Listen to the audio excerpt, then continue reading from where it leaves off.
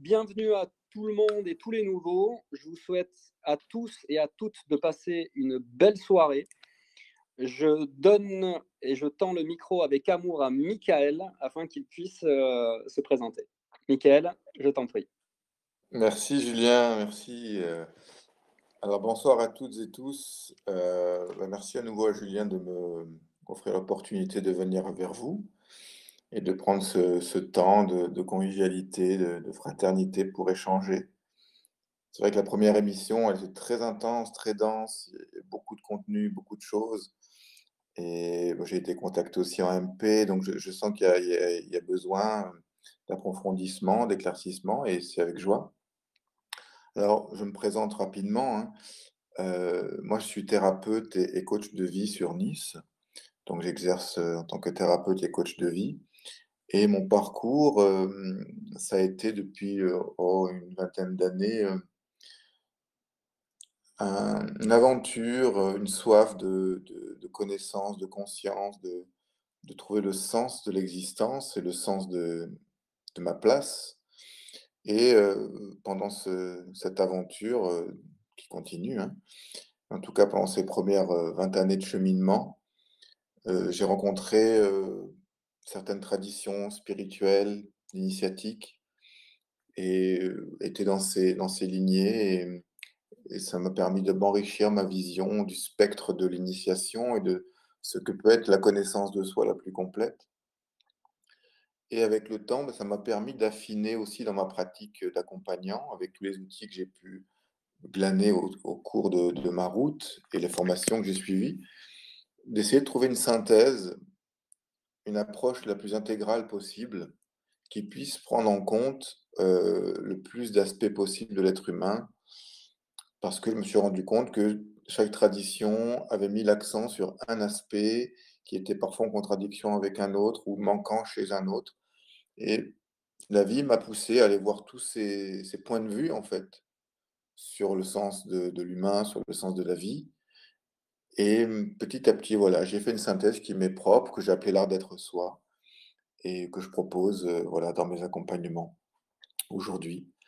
Donc, j'ai envie de, si ça vous parle, qu'on centre l'échange autour de la connaissance de soi à tous les niveaux.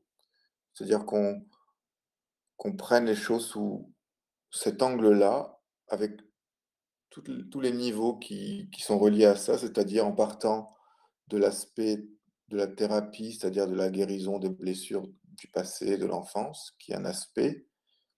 Ensuite, le développement personnel, puis ce que j'ai appelé le développement transpersonnel, c'est-à-dire l'approche symbolique, les énergies, l'astrologie, la kabbale, l'alchimie, tous ces outils symboliques. Et ensuite, si l'énergie est là, on peut parler du cheminement spirituel. Moi, je fais une différence, c'est didactique, hein, pour moi, de mon point de vue, entre la thérapie, le développement personnel, le développement transpersonnel et la spiritualité, qui sont, pour moi, c'est important de faire cette différence, mais on pourra peut-être en parler. Voilà, si je peux me présenter un petit peu. J'espère qu'il y a des questions qui sont arrivées. Je sais pas, Julien? Alors j'attends, non, j'ai pas de questions encore. Non? Alors pour vous expliquer, si vous voulez poser des questions et intervenir, vous pouvez avec grand plaisir. En fait, vous avez un bouton justement, le bouton du micro qui vous permet justement de lever la main. Comme ça, moi, je peux vous activer le micro. Donc, si quelqu'un a une question à poser, allez-y, c'est le moment ou jamais, vous pouvez intervenir. N'hésitez pas, on est là et ça fait plaisir d'être avec vous et d'essayer de répondre au mieux, au plus simple. L'idée, c'est Bah, pas forcément de commencer par des questions très compliquées. Voilà, ce qui vous vient de même simple, hein, et puis ensuite, petit à petit, quand l'énergie va se déployer, on verra ce qui vient. Alors moi, je pourrais avoir une question, Mmh. si vous voulez bien. En fait, quand tu dis que tu fais, des coachings, en fait, de vie, Mmh. en fait, les gens viennent avec quel genre de questionnement, par exemple? Ouh, bah, tu vois, coaching de vie, c'est tous les questionnements qu'on peut avoir pendant une vie, en fait. Donc c'est très, très vaste. Ça peut être tout simplement, un blocage, une phobie, à dépasser. Ça peut être, apprendre à entrer en relation avec sa mère, son père, ça peut guérir un petit peu de transgénérationnel, systémique, ça peut être, je sais pas, avoir une hypersensibilité qu'on va apprendre à contenir, à gérer, ça peut être beaucoup de choses. Ça D'accord. bon, Oui. oui. Est-ce que tu as une question précise ou? Non, en fait, justement, Ouais, c'était des exemples en fait d'entrée en matière. ouais, ouais, voilà, il y a des tas de Voilà. choses, si tu veux, ça peut être par exemple une reconversion professionnelle, une crise existentielle, ça peut être une phase un peu dépressive où on perd un petit peu des repères et on ne sait plus où s'orienter. Alors, le rôle de l'accompagnant, enfin, comment je le conçois, c'est imaginer 2 chaises, et on dit bien l'expression avoir le cul entre 2 chaises, hein. Souvent, les gens qui viennent me voir, ils sont un petit peu là, en tout cas en thérapie et développement personnel.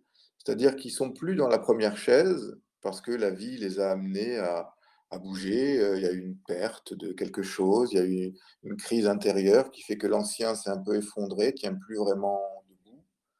Mais le nouveau, il est toujours pas là. Et donc, on est dans cet état instable qu'on a tous vécu où on ne sait plus quoi, ce que des fois on appelle une nuit noire, mais sans en arriver aussi profondément. Ça peut être des moments où on se sent flottant, on n'a pas de stabilité, on n'a pas d'orientation. Un petit peu comme un voilier qui est en pleine mer et qui a perdu son gouvernail et ben là, il y a les vents, il y a les vagues et il est brassé et il ne sait pas trop, s'il va pas s'échouer contre les rochers. Donc moi, mon but, c'est un petit peu comme un phare. Voilà, le navire, il voit le phare. OK, là, j'ai une direction. OK, puis ensuite, l'aider à réparer son gouvernail.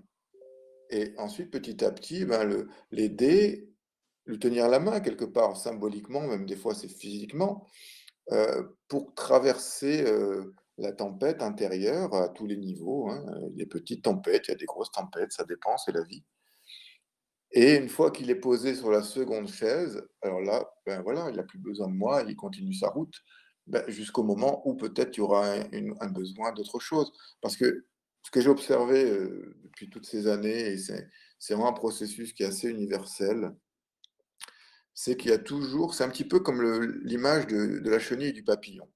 Toutes nos transformations, qu'elles soient les plus petites ou les plus grandes, elles passent par un process que je vais vous développer là. Prenez une chenille, voilà, la chenille, elle est là telle qu'elle est. Elle mange ses feuilles, elle est contente. Puis, ben, à un moment donné, ça ne lui suffit plus les feuilles, et elle commence à créer un cocon autour d'elle pour s'apprêter à une transformation. Mais ce qui est intéressant, c'est que la chenille dans le cocon, elle ne se transforme pas en papillon. Ce qui se passe, c'est que toute sa structure moléculaire est fondue. Si vous avez, quand vous étiez enfant, vous avez un cocon de papillon, vous allez presser, il y a un liquide blanchâtre qui peut couler. Eh ben, en fait, c'est la chenille qui s'est totalement fondue. Et toute sa structure ADN s'est défragmentée. Et là, il y a un temps de gestation. Il y a un temps où on ne sait plus qui on était et on ne sait plus qui on va être. Et là, c'est ce temps-là qui est le plus instable. Et moi, j'interviens là pour aider à restructurer l'ADN pour créer un nouveau papillon. C'est-à-dire que ce qui se passe, c'est quand le temps est venu de la gestation, l'ADN se reformate d'une certaine manière qui fait qu'à un moment donné, il y a un tronc d'une certaine manière, il y a des ailes, des pattes. Et ensuite, on perce, on perce le cocon et on s'envole. Mais ça, c'est une image qui viendra dans tous les chemins de vie. Il y a des petites morts, il y a un moment d'incertitude où on ne sait plus qui on est, qui on va. Et puis ensuite, quand on reste dans ce moment-là, quand on a le bon entourage, quand on se fait accompagner ou quand on fait ce qu'il faut intérieurement et extérieurement pour valoriser cette période de gestation, à un moment donné, ça se met en place. Il y a un processus du vivant qui fait qu'à un moment donné, il y a une nouvelle étape qui arrive. Voilà. Donc, c'est souvent ces moments-là qui se passent. Donc, l'accompagnement que je fais, il y a ce processus-là qui est tout le temps là, en réalité, avec toutes les thématiques qu'une vie humaine peut avoir. Voilà, globalement. Et Oui, c'est ça. pardon, Caro, excuse-moi, vas-y, vas-y, termine Oui, et moi j'avais une question derrière. Vas-y. d'accord. Non, c'était juste pour dire qu'effectivement, en fait, tu interviens au moment où le vieux n'est pas encore mort et où le nouveau n'est pas encore né. Donc Voilà, c'est ça. c'est une zone qui est effectivement assez inconfortable, enfin qui peut l'être en tout cas. Elle l'est, oui, oui, totalement. Oui, c'est une zone tampon, en fait, hein, un entre le jour et la nuit, en fait, hein. C'est une forme d'aube qui est pas, qui a besoin d'être accompagnée bien souvent pour avancer au mieux. Et que ça surtout éviter les régressions. Parce que ce qui peut se passer, c'est que si on vit une crise, les crises, pour moi, c'est des bénédictions du point de vue de l'être. C'est que notre personnalité, avec tous ses attachements, ses désirs contradictoires, ses blessures, est un peu cassée. Alors ça fait mal parce qu'on est identifié à ce qui a été cassé, mais justement, le propos, c'est de faire un retournement de la conscience et de voir qu'on n'est pas ça, et qu'on est plutôt la conscience qui fait l'expérience de ça et arriver à traverser ça au mieux pour éviter que la structure ancienne se recrée. Mais le problème, c'est que vu qu'elle a déjà été fêlée, si elle se recrée, elle se recrée moins forte qu'elle était avant. Et là, il peut y avoir des... C'est là où on peut voir peut-être des pathologies, hein, qu'on parle en psychologie, qui peuvent se mettre en place, mais surtout un état où on se stoppe et on stoppe notre évolution. Donc voilà, j'interviens vraiment dans cet entre-deux qui me paraît le plus important. Parce qu'une fois que la personne elle est lancée, ben voilà, la vie prend le relais. Bah écoute, c'est top. Et j'accueille Lily qui est arrivée. Coucou Lily. Bonsoir, désolée de mon retard. Bonsoir Lily. Bonsoir Lily. Bonsoir à tous et encore désolée pour mon retard. T'es excusée comme toujours, Lily. Eh oui. Donc Oh. moi, j'avais une question à Mickaël. Donc Mickaël, toi, tu viens de parler tu as fait une belle image avec ce papillon, cette chenille et ce cocon. Et c'est vrai que souvent, on parle, j'échange, on me pose des questions et on parle de la nuit noire de l'âme, des crises, des passages douloureux de la vie. Et tu viens de parler justement d'un cocon qui était une sorte de transmutation, une sorte de déstructuration de l'ADN. Comment toi tu le verrais dans notre vie, dans notre cheminement d'incarnation d'humain et dans notre existence? Est-ce que pour toi, on a plusieurs cocons ou dans la métaphore que tu viens de faire, où il y en a qu'un et il y a différents passages? Comment tu pourrais l'expliquer? Ah, c'est une très bonne question. Euh, En fait, cette image du papillon, c'est pour décrire le processus du vivant. C'est-à-dire, on passe des vies à faire ça. C'est-à-dire, on passe notre vie à passer d'une chenille, un cocon, un papillon, puis encore une chenille, un cocon, un papillon, mais à des niveaux supérieurs. C'est-à-dire, à chaque fois, on passe par des processus où on pèle, on enlève la vieille peau pour ensuite en mettre une nouvelle, comme un peu un serpent qui mue. Exact, ouais, c'est ce que je pense. Je pensais justement, j'avais le serpent sur la démultiplication de sémies, ouais. Tu vois, donc il y a cette idée-là. Pourquoi? Parce qu'en fait, c'est comme un battement de cœur. Il y a une diastole, une systole, tu vois, boum, boum, boum, boum. Et dans la vie, c'est toujours pareil. Il y a le jour, la nuit, la polarité négative, positive, électrique, magnétique. Tout est alternance du vide et du plein dans la vie. Tout. Vraiment, si on comprend ça, on a presque compris la vie. Donc, quand on comprend quand un plein, il est arrivé à son plein, c'est le cas de le dire, qu'il a donné tous ses fruits comme un arbre, hein, ça y est, c'est fini, et ben, les feuilles tombent. Et quand on regarde la nature, on a compris le fonctionnement de l'humain. C'est des cycles, c'est des saisons de l'être. Et donc, à un moment donné, eh ben, il y a un vide qui doit se créer pour lâcher ce qui n'est plus nécessaire, garder ce qui est nécessaire, hein, ce qui peut être gardé, mais on sent qu'il y a des choses qui sont plus nécessaires en termes de comportement, de système de croyance, de réaction émotionnelle, même de relations. Et là, il y a un temps de vide qui est instable, mais quand on peut rester dans ce point d'être, dans cette présence, et qu'on a la foi que le processus se fait pour notre bien, et qu'on peut être bien accompagné, alors à un moment donné, ce vide va être rempli d'une autre qualité d'énergie à un niveau supérieur. Tu vois? Ouais, je vois tout à fait, ouais. Voilà, donc Il y a alors, c'est une multitude en fait, c'est une multitude d'expériences qui nous permettent justement de pouvoir, ouais, c'est comme je dis souvent, devenir la version de nous-mêmes et ces expériences sont incompressibles, c'est-à-dire qu'on doit vivre ces expériences, ces passages, ces moments de douleur justement pour grandir Et qu'est-ce que tu penses, toi, de la nuit noire de l'âme? Parce qu'il y a beaucoup de personnes qui parlent de ça et c'est vrai qu'on Mmh. peut l'amalgamer à tellement de choses et j'aurais bien aimé avoir ton avis sur le sujet. Ouais. Alors c'est vrai que la nuit noire de l'âme, c'est un terme, qui vient des mystiques chrétiens. Je sais que saint François d'Assise en parlait, avait écrit un livre là-dessus, ou avait écrit des choses là-dessus, où il parlait de cette nuit noire, où il se sentait abandonné de Dieu, c'était le chaos et il était dans une forme de ténèbres et qu'elle était longue et qu'il souffrait et qu'il attendait le crépuscule. Donc ça vient de là, hein. Mais bon, c'est quelque chose de beaucoup plus ancien que ça a toujours existé dans les cultures chamaniques, on parle aussi de ces moments-là. Hem, la nuit noire de l'âme, c'est l'impression que, on ne sait plus qui on est, on ne sait plus où on va, on a l'impression d'être tout seul, perdu, au fond du trou et que c'est obscur et qu'on on est mal et on n'arrive pas à en sortir et on a l'impression que la lumière nous a abandonnés, que les gens nous ont abandonnés et il y a quelque chose il y a une crise intense qui est là, en fait, pour nous mettre à genoux, dans le bon sens du terme, pour appeler l'aide.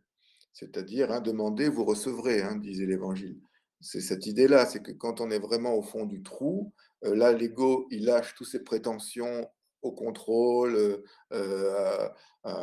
au panache et à tout ce qui fait son inflation. Et là, il est réduit à son petit nombril tout simple. Et ben là, cette humilité, elle va créer un vide qui va permettre d'appeler une énergie pour en sortir. Donc la nuit noire de l'âme, je dirais que on en vit plusieurs dans nos vies avec des petites intensités. C'est-à-dire, il y a des gros moments, des grosses nuits noires de l'âme. Souvent, peut-être quand on démarre un chemin spirituel, en tout cas moi c'était mon cas, boum, il y a tout qui tombe, il y a tout qui explose, et là on se dit mais qu'est-ce qu'on fait, quoi, où on va? Et on n'est pas souvent outillé dans ces moments-là. Après, quand on est habitué au processus, moi je continue à en vivre, mais sauf que maintenant je sais très bien comment ça va se passer, je me connais, je sens ah là ça va arriver. Ok, ben j'organise ma vie autour de ça ou je vais peut-être me faire accompagner par un grand frère ou une grande sœur, ou aller faire une retraite, pour me permettre d'avoir tous les moyens possibles pour potentialiser cette nuit noire de l'âme, qu'elle soit pas juste quelque chose de vide qui m'affaiblit, mais quelque chose qui me permette, voilà, de reconnaître ce qui n'est plus, qui ne tient plus en moi par rapport à ma croissance et de laisser aller avec gratitude même ces choses-là pour ouvrir un crépuscule et un lever du soleil majestueux si possible. Et justement, avant de donner la parole à Lily qui avait une question, je voulais comprendre, tu parlais de régression tout à l'heure, donc comment tu peux comprendre que quand tu vis une épreuve de vie, que ce soit la nuit noire de l'âme ou une épreuve douloureuse, une décision à prendre ou un comportement que tu as, comment tu peux faire la dissociation entre tu es en régression, c'est-à-dire que, bah, que tu fais l'inverse de ce que la vie est censée t'amener en sagesse pour prendre de nouvelles décisions. Comment tu fais pour savoir quand tu es en régression ou à l'inverse, en évolution, en fait, quand tu passes par un moment comme ça? Ben, je crois qu'on se sent assez merdeux, euh, parce qu'on sent au fond de nous qu'on se ment. Ouais. Je pense on sait qu'on doit changer, qu'on doit aller ailleurs ou changer de comportement ou quoi qu'est-ce, mais on reprend l'ancien et puis il nous va plus, quoi. Et on est étriqué dedans, on est minable un peu là-dessus, mais on le garde, on s'accroche au truc, mais on sent que c'est pas ça, quoi. Pour moi, c'est ça une régression, c'est que en fait, on veut pas faire le pas ou on n'est pas encore prêt, tu vois. Donc l'évolution, c'est quand on voit ça. On voit, ben, je vois que je me mens, que je remets mon vieux vêtement alors qu'il ne me va plus. Bon, allez, c'est bon, ok. Je décide de l'enlever et advienne que pourra, ou je me fais aider. Et là, on va commencer à aller vers l'évolution. Là, tu parles de moi avec mon jean que je ne veux pas lâcher parce que, OK, j'ai pris 3 kilos, mais il reste quand même là. C'est ça? Belle image, ouais. Ça peut, ça peut. Mickaël, j'ai une question assez, délicate, mais, par rapport à la situation actuelle et les énergies négatives qu'il y a en ce moment et surtout, heu, Malheureusement, aujourd'hui, normalement, c'est censé être un jour de fête pour beaucoup de gens et malheureusement, il y a beaucoup, beaucoup d'énergie négative qui sont en train d'être diffusées dans le monde. Comment on peut gérer ça? Comment on peut gérer ses émotions, pardon, et son ego avec toute cette diffusion négative qu'il y a en ce moment? Désolée, hein, c'est une question assez lourde, mais elle a son importance ce soir dans le débat. Tout à fait. Oui, bien sûr. Ben, déjà, il faut pas avoir de gloutonnerie médiatique. C'est-à-dire ne pas passer son temps à regarder les infos. Parce que le problème, c'est que le cerveau, il est fait pour agir sur un problème qu'il voit tout de suite. Ça n'existe pas dans notre programme, la télé, de voir ce qui se passe à l'autre bout de la planète et que ça va pas. Ou même ce qui se passe dans notre pays ou dans notre quartier, mais c'est pas notre quartier tout proche, quoi. Donc l'idée, c'est de revenir à soi déjà dans un premier temps, de se recentrer. C'est-à-dire de poser son attention sur le fait, OK, je vois le réel, je vois qu'il y a ça qui va pas, il y a ça qui va pas, mais j'ai pas la main dessus.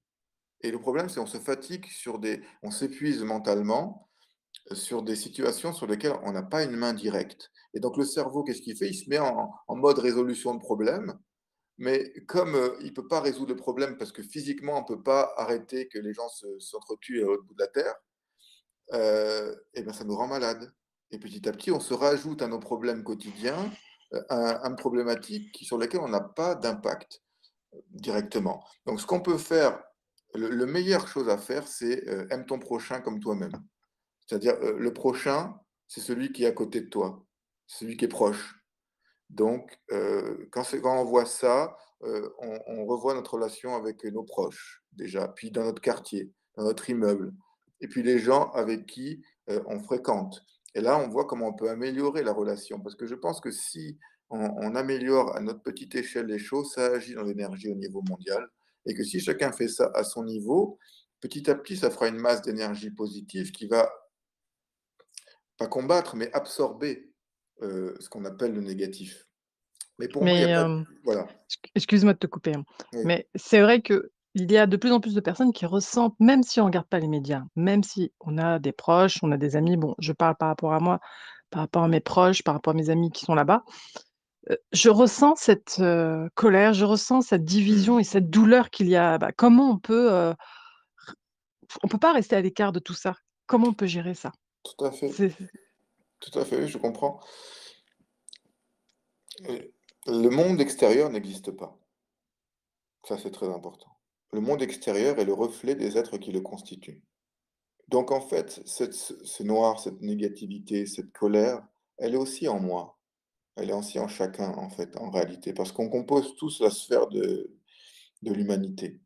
Et ce qui se passe, ces transformations, ces souffrances, ces colères, elles sont aussi liées à notre histoire personnelle. Parce que j'observe que même si on peut légitimement dire qu'il y a des choses qui sont inadmissibles, et au niveau philosophique ou politique ou en termes d'activisme, ok, mais déjà il faut voir que ça fait miroir à des problématiques en nous, que ça fait remonter des charges émotionnelles qu'on n'a pas réglées, on ne s'est pas occupé de ça, et donc le problème, c'est la projection. C'est-à-dire que, on va voir chez l'autre le problème qu'on ne veut pas voir en soi et on le voit bien dans des problèmes, entre pays proches, hein. En ce moment, voilà, on sait ce qui se passe dans certaines contrées du Moyen-Orient. L'un renvoie à l'autre l'ombre qu'il ne veut pas voir et donc ça explose en colère, en affrontement, parce qu'en réalité, c'est une colère non assumée en soi.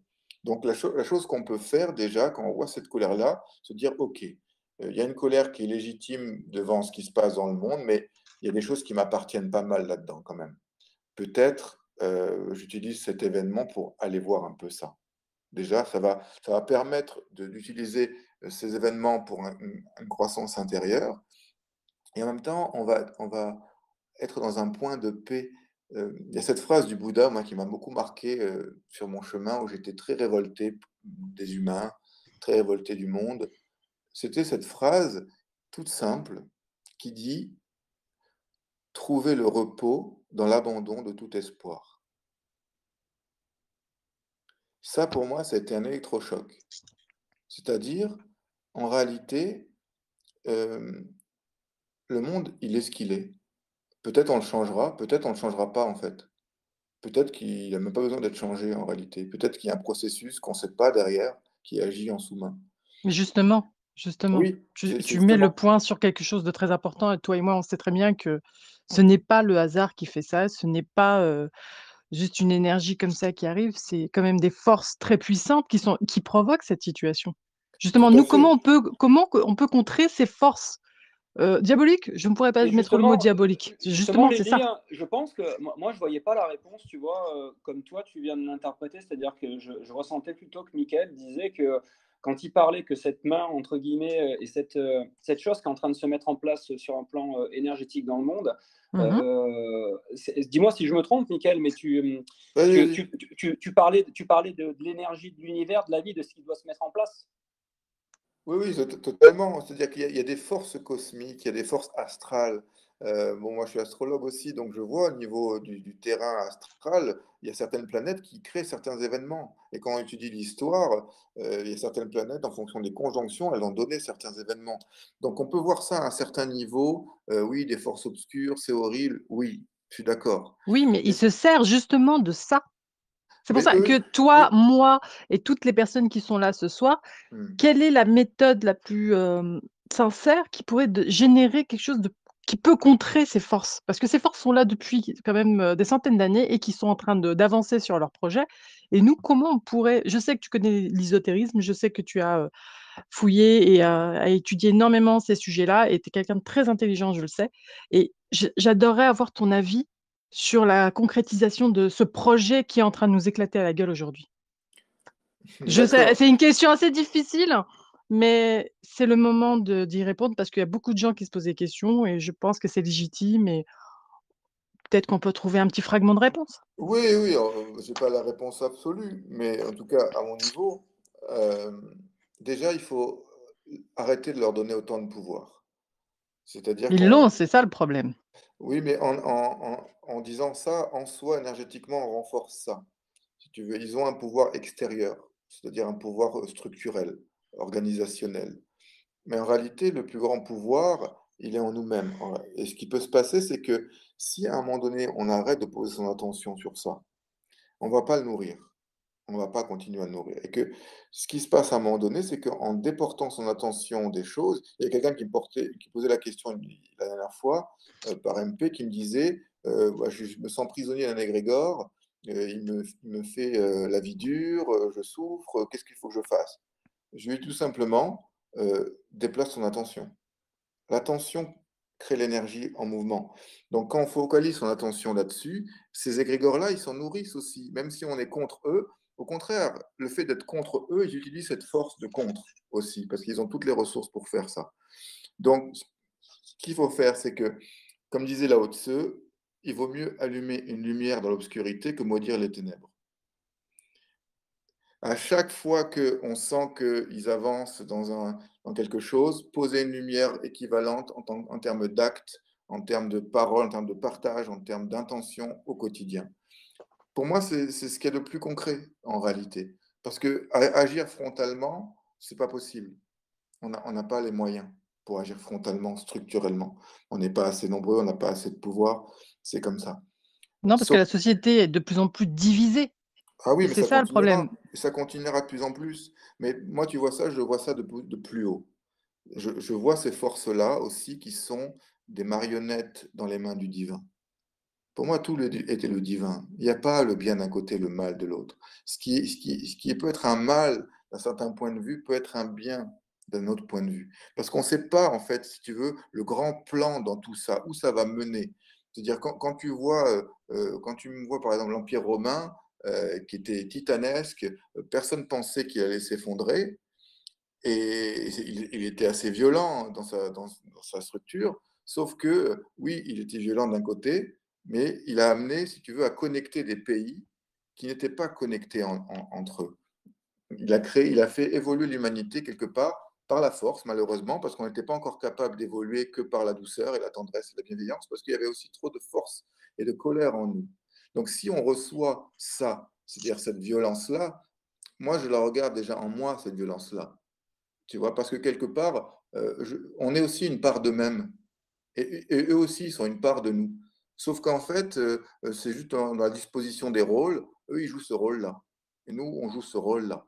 On aurait pu jouer un autre rôle en réalité. Du tu coup, vois? tout ce qui est en haut est en bas et Bien là, on est sûr, sur la philosophie hermétique. Mais, mais c'est ça le réel. mais comment dépasser tout ça? Mais En fait, tu vois ça de haut oui, et j'admire ce que tu dis parce que c'est vrai que c'est difficile, d'avoir cette position. Tu vois ça de haut et demain, il faut agir. Quelle sera la technique pour agir demain? Parce que moi, je vais pas te mentir, je ressens quelque chose d'énorme qui va arriver et je le mhm, sais. Je sais que oui, ça va arriver oui. bientôt. C'est pas pour faire peur à tout le monde, mais à un moment donné, la dictature n'a jamais pu, résister. Elle a toujours été, dominée par, la lumière, il y a pas de souci. Mais malheureusement, il y a toujours des dommages collatéraux. Comment, cette fois-ci, nous, on contre leur plan? Michael, Ah, je te demande beaucoup, je justement, sais. non, non, mais j'aimerais juste faire une parenthèse parce qu'en fait, c'est une question qui peut être répondue, mais très rapidement, en fait. C'est-à-dire que si on part du principe que nous, dans l'action à l'extérieur de nous-mêmes, on ne peut pas agir sur un plan collectif, c'est-à-dire qu'il y a des conflits, il y a des heurts, il y a plein de choses qui se passent dans le monde, et nous, à notre échelle, on peut agir à notre échelle. Donc, si on ne peut pas le faire de l'extérieur, parce que l'échelle est grande et le plan est important, et nous ne connaissons pas toutes les variables de l'équation, ben, ce qui voudrait dire peut-être que le début de ce cheminement et de ce changement commence pas à l'extérieur, mais bien à Tu l'intérieur de dis nous-mêmes. qu'on connaît pas la qui dit qu'on connaît pas? Si? Je me fais l'avocat du diable ce soir. Non, ce plan général, ni toi, ni moi, ni Mickaël, ni personne ne le connaît, même pas les forces obscures présentes sur cette terre. Personne. En l'occurrence, chacun a des intentions. Et ces intentions, comme dit Mickaël, elles sont faites d'amour, ou elles sont faites du contraire de ce qu'est l'amour, c'est d'obscur, de négatif, de sombre. Donc en fait, si on ne peut pas changer d'une manière globale, si toi, par exemple, ou moi, ou chacune des personnes, on ne peut pas intervenir pour changer une guerre, effectivement, si on ne peut pas le faire de cette manière-là, la première chose qu'on est capable de faire et que la vie nous a doté, c'est de pouvoir intervenir à l'intérieur de soi pour commencer à se changer soi-même, se modifier, évoluer. C'est comme ça que je le vibre tous les jours. Hmm. OK, Et Je peux comme me dit d'accord. Mickaël, permettre, je peux me ah permettre bah, du d'inter coup, il y a ah beaucoup de bah, monde. Juste une chose, Sonia, Julien, ouais, tu peux excuse-moi, débloquer, comme je n'ai pas la main, tu peux débloquer, la parole à David, c'est s'il te plaît? fait, Merci. je t'en prie. Bon, bah, à qui le tour? Il y euh, a Sonia qui avait commencé, si Sonia tu veux terminer, puis après David ouais. enchaînera. Alors en Et en- fait, justement, je parlais de cela l'autre jour avec mes guides et je leur demandais comment les choses pouvaient, quel impact ou que pouvais-je faire moi de mon côté à mon niveau à moi. Ils m'ont expliqué que le bien sert le mal et le mal sert le bien.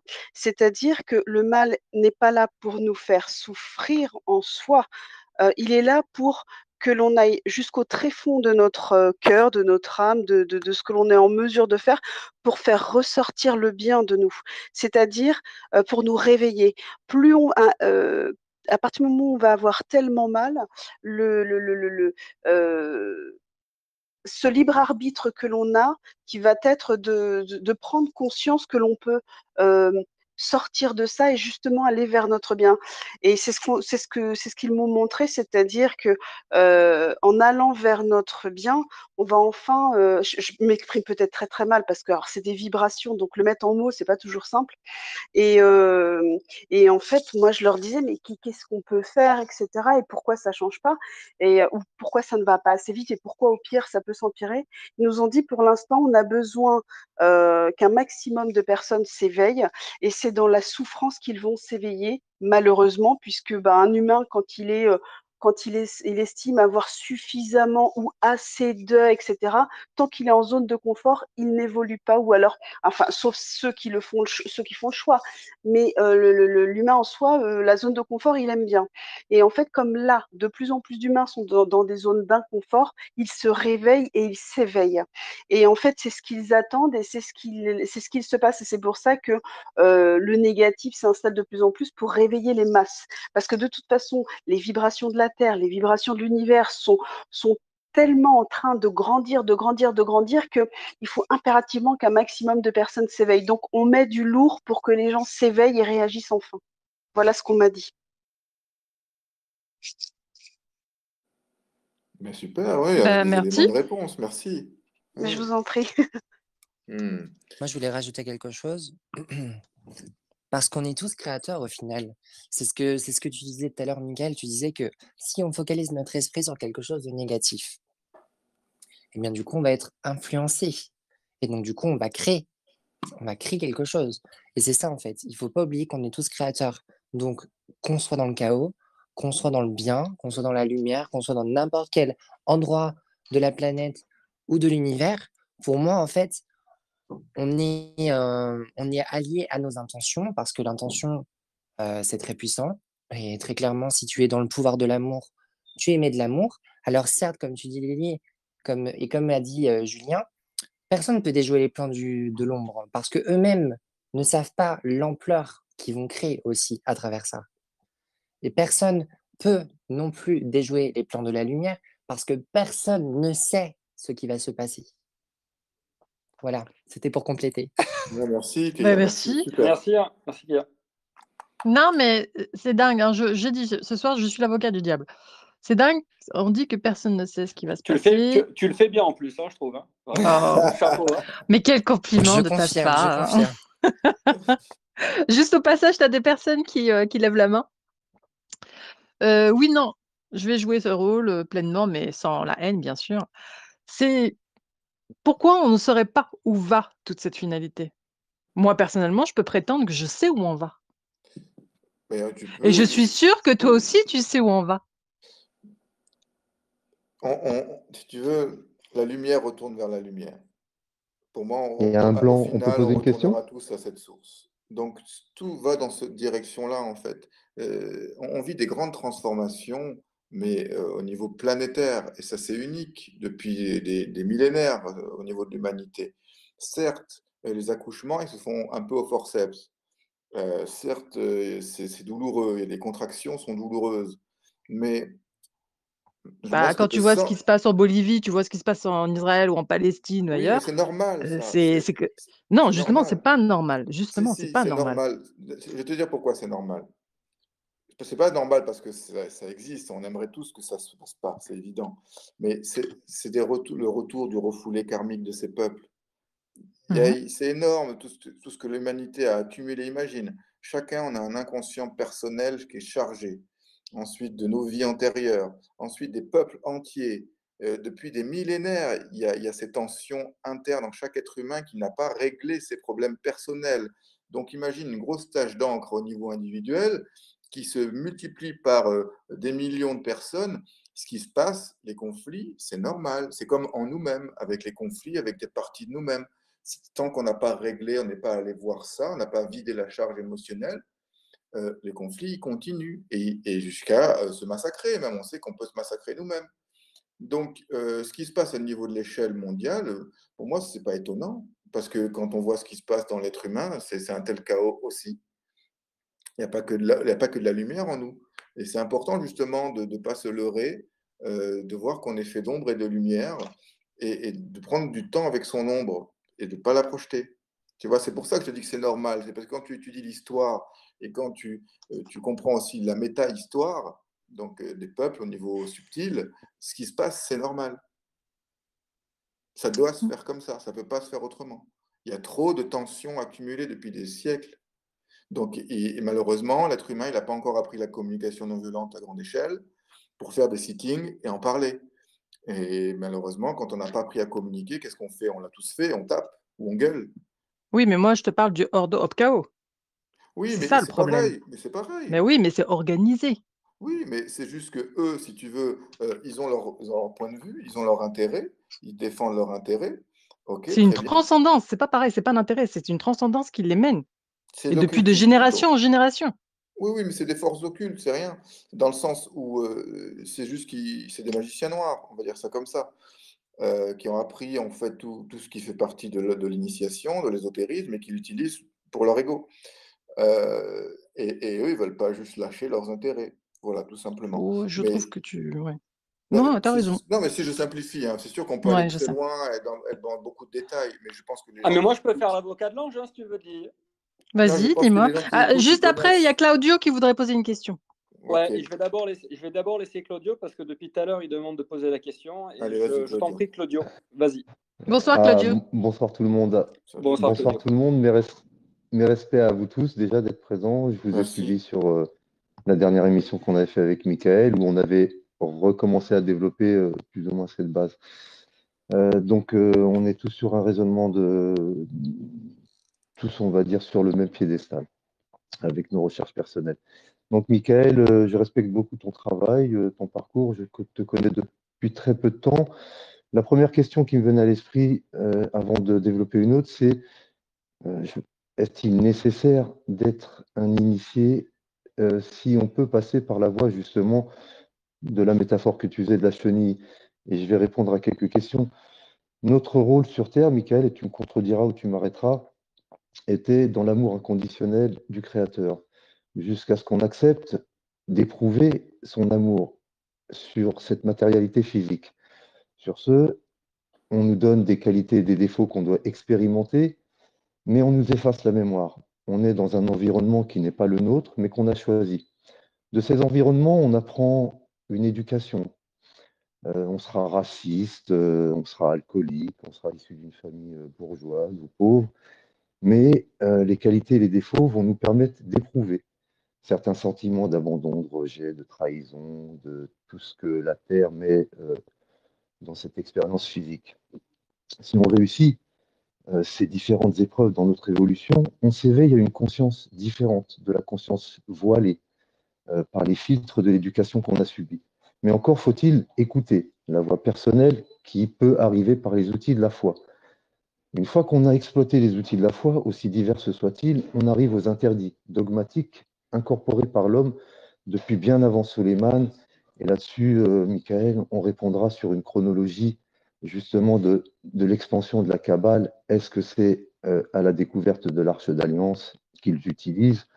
Est-ce que c'est la richesse qu'ils utilisent encore dans la découverte du Temple de Salomon? On en débattra. Ceci dit, notre prise de conscience personnelle passe bien par une conscience dévoilée. Et cette conscience dévoilée nous fait dépasser les interdits dogmatiques de la religion. Et là, on retrouve les mystiques qu'on a dans le christianisme, dans le judaïsme, dans l'islam, dans le bouddhisme. Pas dans le bouddhisme, pardon.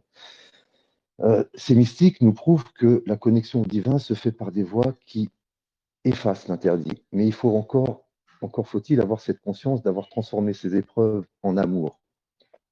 Lily, ce matin au réveil, c'était la fête de l'Aïd, et je m'apprêtais à la souhaiter, mais comme vous, je ne suis pas les informations télévisuelles, mais j'ai accès à des push-ups sélectionnés qui me donnent une information dirigée sur mon champ d'orientation. Je ne prends pas l'information chez n'importe qui. Excuse-moi Et j'ai de envoyé te de l'amour. couper, Claudio, excuse-moi de te couper. Est-ce que tu pourrais poser une question à Mickaël? Parce que c'est important, justement, il est là pour intervenir et pour y L'initiation, répondre. Attends, ouais, juste J'aimerais laisse. beaucoup. Julien, s'il te plaît, laisse juste, ça je veux m'intéresse ce juste qu'il dit. finaliser. C'est que Merci. ce matin, donc, effectivement, sur ce premier sentiment d'injustice qui m'a percuté, j'ai envoyé de l'amour à l'oppresseur pour qu'il comprenne que c'est l'amour, la puissance la plus forte de cette création. Et j'ai envoyé de l'amour à l'oppressé pour qu'il supporte et qu'il comprenne qu'à travers cette oppression, c'est l'épreuve qui est demandée dans cette phase temporelle. Voilà ma question de base, c'était, penses-tu, Michael, qu'il faille absolument être initié ou penses-tu que par un cheminement personnel de développement de conscience, on puisse arriver à une compréhension, sachant que la vérité n'existe pas vu qu'elle est changée par une autre, selon l'évolution? Merci à tous. Merci Claudio pour ta question. Merci Claudio pour les questions. Et je te souhaite une joyeuse fête. Merci. C'est la fête de toutes les religions, moi. Et à tout le monde, bonne fête à tous. Et que l'amour nous envahisse. C'est ce que je vous souhaite. Oui. Santé et amour. Amen. Allez, à toi, Michael. Écoute, Claudio, je ne pense pas qu'il faille forcément les choses. C'est-à-dire, après, c'est des choses qui viennent à soi. Moi, ça a toujours été quelque chose que j'ai recherché parce que c'était un mouvement en moi qui recherchait ce qu'on appelle l'initiation. Voilà, c'était quelque chose qui parlait au cœur. C'était un besoin existentiel. Il y a des personnes pour qui c'est pas une finalité, c'est pas un besoin et qui pourtant cheminent. Donc, il n'y a pas de hiérarchisation ici. C'est selon les besoins de chacun, de la mission de vie de chacun et des élans. Faut suivre ce qu'on sent profondément. Si c'est l'initiation, ben ok. Si c'est pas ça, ben on fera autre chose. Et on mettra de la conscience aussi. Parce que pour moi, l'initiation, c'est la vie aussi en général. La spiritualité, c'est pas seulement certains livres et certains symboles, c'est la vie. Donc la vie nous initie aussi avec ce qu'on traverse. Donc voilà, la différence, c'est que depuis des siècles, des millénaires, il y a des initiations, il y a des enseignements pour préparer l'humain à faire face au mieux en fait à ces défis de vie. Donc il y a plein de techniques de compréhension pour aider ça. Ensuite, les initiations telles quelles qu'on peut les vivre en termes de rituels, en termes de pratiques, elles permettent d'ouvrir la conscience à des niveaux d'être particuliers. Mais tout le monde n'est peut-être pas appelé tout de suite parce que tôt ou tard, on y est appelé. Mais tout le monde n'est pas forcément appelé directement à l'initiation, aux plus hautes sphères de l'initiation. Il faut passer par d'autres niveaux avant. Et c'est pour ça que moi, dans mon approche, en tout cas dans mon accompagnement, je scinde la thérapie, le coaching, le travail sur les énergies et la spiritualité. Pour bien, quand quelqu'un se présente à moi, j'essaie de voir où il est, où il en est dans son cheminement. Et si je vois qu'il manque un étage de construction interne avant d'aller là, je vais plutôt lui dire non, il faut déjà être quelqu'un avant d'être rien. Il faut déjà se construire, avoir une personnalité forte et structurée, qui ait le moins de failles possible, pour ensuite la déconstruire et vivre au niveau de l'être. Mais ouais, c'est des étapes. Donc, est-ce que tout le monde est fait pour l'initiation? À un moment donné, on le sent. Et la vie se présente à nous des événements, des situations, des personnes qui vont nous amener vers ça. Voilà. Oui, de toute façon, je suis d'accord avec toi. Sur l'initiation, chacun la sent arriver comme il peut parce qu'il y a tout un travail, il y a tout un cheminement. Comme tu disais tout à l'heure, la métaphore de la chrysalide est très parlante, oui. Voilà. Bah, merci, merci, en espérant que je ne t'ai pas, taquiné avec mes, questions. C'est vrai Ah que non, non, non, tout est ça me bon. plaît de faire une petite queue de diable avec ma petite fourche, Non, ça là. non, mais c'est bien, il faut mettre un peu de bois dans le feu, hein. C'est ça, Ah là, il y a eu du exactement. fire. Non, J'ai l'important, vu c'est qu'on peut débattre et avec sérénité et avec, partage. toujours. Bien L'important, sûr. c'est surtout s'exprimer et avec respect et avec, surtout construction. Parce que se détruire, ça ne sert à rien. On est là pour dialoguer, on est là pour partager et on a tous des connaissances différentes, mais on a tous un point important, c'est qu'on veut que ça se passe bien et être envahi par les belles choses. Et ça, Oui. je sais que ça fait bisounours de le dire, les amis, Ah mais non, mais j'adore quand t'es Mais il faut bisounours, le hein, dire, il faut continue. le Hein. dire. Il n'y a pas que, voilà, on a besoin aussi de douceur, hein. y a-t-il une question, les Oui, amis? justement, je voyais Jean-Claude. Je crois que Jean-Claude, Jean-Claude voulait intervenir. Si Jean-Claude, tu veux prendre le micro, à ta J'aime bien convenance. comment tu dis Jean-Claude. Ça fait Jean-Claude. très. Ouais. Bonsoir Jean-Claude et bienvenue parmi Bonsoir. nous. Bonsoir Jean-Claude. T'as un accent en fait. Un petit. Où es-tu Jean-Claude? Ne nous fais pas un petit blanc là. Jean-Claude, tu es là ou pas? Parce que tu as le micro débloqué. Par contre, on t'entend pas. Oui, il doit y avoir un petit problème technique de ton côté. Alors, Beau alors Michael, comment tu trouves mes yeux bleus? Ils sont beaux, il faut bien. Mais j'ai jamais vu tes yeux bleus. En fait, ils sont pas bleus, ils sont noisettes. Ah, bah écoute, c'est bien aussi. Non, mais j'essaie d'habiller un petit peu ce Et, vide. ouais, parce que dans les émissions, c'est comme ça, il faut combler les blancs. Exactement, c'est les aléas du direct, tu vois. C'est Je vais ça. faire ma petite Pascal Pro. C'est génial. Ça travaille l'improvisation, hein. Bah alors du coup, je vais meubler un petit coup, je vais poser une question. Ah, Sonia. Sonia. Ah, ma séduisante Sonia. Vas-y, Oh, fais-nous c'est plaisir. gentil. Michael, alors, est-ce que toi, quelle est ton approche? Parce que tout à l'heure, tu as dit, quand tu as des gens qui viennent te voir, tu vas d'abord jauger, etc., où ils en sont. Donc, tu as des compétences, on va dire, spirituelles, médiumniques, ou plutôt très psychologiques. Quelle est ta formation initiale et quelles sont peut-être, quelle est ton approche, on va dire, quand tu travailles avec eux? Ah, ok, bonne question, merci Sonia. Ben, en fait, j'ai les deux. J'ai voulu avoir les deux angles. Donc, j'ai fait des formations de psychothérapeute, en psychologie, en neurosciences, et en même temps, parallèlement, je suivais mon cheminement initiatique où je développais ces capacités à capter. Je suis clairvoyant, donc je capte, je sens les choses. Donc, j'utilise les deux parce que pour moi, c'est important de rassembler. On a un hémisphère gauche qui a besoin de comprendre de manière rationnelle, analytique, concrète. Et puis on a un hémisphère droit qui est plus connecté au spirituel, au symbole. Et donc j'essaie de relier les deux mondes. Et donc justement, dans les outils que j'utilise, ce sont des outils qui viennent de tous ces univers-là. Et en fonction des besoins, je vais prendre ma caisse à outils et sortir la bonne pièce qu'il faut pour aider la personne. Voilà. Ok, d'accord. Merci. Merci à toi. Merci beaucoup. Tiens, David est parmi nous. Oh, David. Ah, mais il y a Jean-Claude, attends. Non, je vais laisser Jean-Claude, il est en train de... Salut, Ah, David. Jean-Claude, ça y est, il a repris le micro. Ah, Jean-Claude. David. Bonsoir, À tout à l'heure. Jean-Claude. Et bonsoir, David aussi. Bonsoir Jean-Claude. J'entends pas beaucoup. Jean-Claude, tu nous fais quoi? Une petite boutade, c'est ça? Bah, c'est soit, c'est soit, je pense qu'il a un problème avec son. J'ai discuté avec Caroline, il a un problème avec son micro. Alors, je ne sais pas s'il a un casque, pas un casque. Mais Jean-Claude, si tu m'entends, essaie de te mettre en haut-parleur avec ton téléphone ou enlève ton Sinon, casque. écris, Oui, sinon, écris la écris question sur le ta chat, question. Comme ça, ça va simplifier la vie. Bon, en attendant, David, un petit mot? Bon, bah voilà. Bonsoir. Salut à tout le monde. Salut Lily. Salut, David. Ravi de t'avoir parmi nous. Ouais, super Avec content. plaisir. Monsieur Michael, très, très heureux de faire votre connaissance. J'aime beaucoup Oui, ce que vous enchanté, faites. enchanté. Non, mais on se connaît, Michael et moi, c'est pour ça.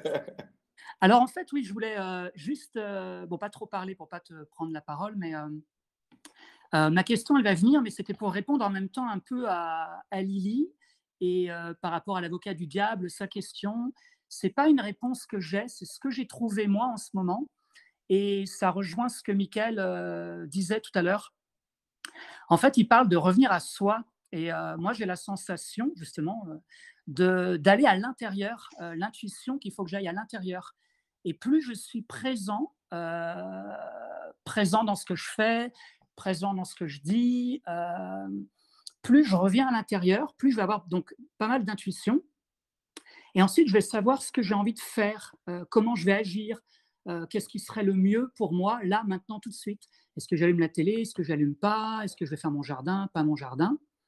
Donc, du coup, quand j'entends des nouvelles ou quelqu'un qui ne va pas bien autour de moi ou des nouvelles qui sont très, très loin, quand c'est très loin, je reviens bien à moi-même pour me dire, bon, OK, c'est ce qui est montré là avec des caméras, mais c'est très, très loin de moi. Moi, il faut que je revienne à moi pour essayer justement de m'aider moi d'abord, et ça va aider mon entourage. Enfin, voilà comment je fais moi en ce moment, de revenir vraiment à ma présence, à cette présence qui est pour moi le soi. Et donc, Michael, j'en viens à ma question, l'art d'être soi-même. Donc, l'art d'être soi, et pour toi, qu'est-ce que ce serait, qu'est-ce que c'est que le soi? Voilà. Merci, David. Merci, hein, super, David. Merci, David. Ça, c'est la question tarte à la crème, tu sais. Ah, elle est bonne, ça, hein. J'ai voulu te dire, mais j'ai hésité. Non, mais j'adore. J'adore. Bon, c'est super. Le soi, alors, bon, on peut donner des définitions, mais l'expérience du soi mène à l'expérience de la présence, mène à ce sentiment qu'on n'a plus besoin du regard des autres pour exister, qu'on est sa propre lumière, son propre flambeau. Donc on a touché un point d'être, comme un point, vraiment une tête d'épingle dans le cœur de notre cœur, qui est cette conscience témoin, qui est hors du temps et de l'espace, qui est hors du monde manifesté. C'est le sens de l'Atman au sens hindou, hein. C'est ça le soi. Et cette présence du divin en chaque être humain qui n'est pas rentré dans le temps. Donc qui peut sortir du monde manifesté quand il veut, pour se libérer de l'incarnation quand elle est trop pesante. Mais en réalité, ce soi, qui est l'être impersonnel, en fait, de ce que nous sommes tous, en fait, cette conscience impersonnelle qui joue à se personnaliser dans chacun, ce soi impersonnel, il a émané ce qu'on appelle l'âme étincelle. C'est-à-dire, l'âme étincelle, c'est une étincelle du divin, ce divin impersonnel au cœur des créatures vivantes dans la nature. Donc, c'est quelque chose qui a fait le choix de l'incarnation et qui est en mouvement, de vie en vie. Ensuite, cette étincelle, cette âme étincelle qui est reliée au soi, elle va prendre des corps différents de vie en vie pour faire des expériences et grandir en conscience. Mais le soi, c'est quelque chose, c'est une présence dans l'impersonnalité la plus totale. C'est-à-dire, quand on touche ça, il y a plus d'identification en fait à la personne et à toutes ses couches subtiles même. Je dis la personne, mais la personne même cosmique, c'est-à-dire la personne des vies antérieures, la personne des pouvoirs qui nous permettent de canaliser certaines entités, de nous connecter à certaines sphères, aussi bien la personne physique incarnée. Ce soi, en fait, c'est comme le centre de la roue, et autour de ce centre de la roue, il y a l'âme. C'est la petite circonférence du centre. Et ensuite, autour, il y a toutes nos capacités énergétiques, notre monde subtil. Et ensuite, il y a le monde matériel. Donc, le soi, c'est cette conscience témoin qui observe derrière nos yeux, en réalité. Si je peux l'exprimer comme ça. Forcément, à ce niveau-là, on va parler en termes paradoxaux. Mais c'est une expérience qui fait qu'à un moment donné, on sent qu'on ne peut pas mourir parce qu'on n'est jamais né. En fait, tu représentes un petit peu Bouddha quand il atteint la mort, il se met en soi, cette position, parce que pour lui, il a découvert le soi, son soi, et c'était enfin sa consécration, et du coup, il a découvert qui il était, il a effacé tout ce qu'il avait en lui, et il attendait. Tu vois, ça m'a fait rappeler la position de Bouddha quand il atteint la mort, parce Oui, que c'est beau. c'est juste. Oui, c'est ça, c'est-à-dire dans le sens où c'est pas la mort de l'ego en réalité, c'est mal compris, mal L'ego traduit. est très important parce que Non, je Oui, trouve qu'il oui, est très attaqué, alors qu'il est très important tout pour à fait, notre bah, monde matériel. tout si à je peux fait. si je peux me permettre, Mickaël, je dirais que c'est la conscience de l'éternité, d'une forme d'éternité de notre âme. C'est-à-dire qu'à un moment donné, Oui, on prend conscience qu'on a une éternité et que cette éternité, effectivement, elle passe par un plan physique et matériel. Mais qu'en finalité, même si on a une existence ici-bas, notre conscience, notre âme, au fond de nous-mêmes, on sent euh, qu'on sera, qu'on restera pour toujours. tout à fait.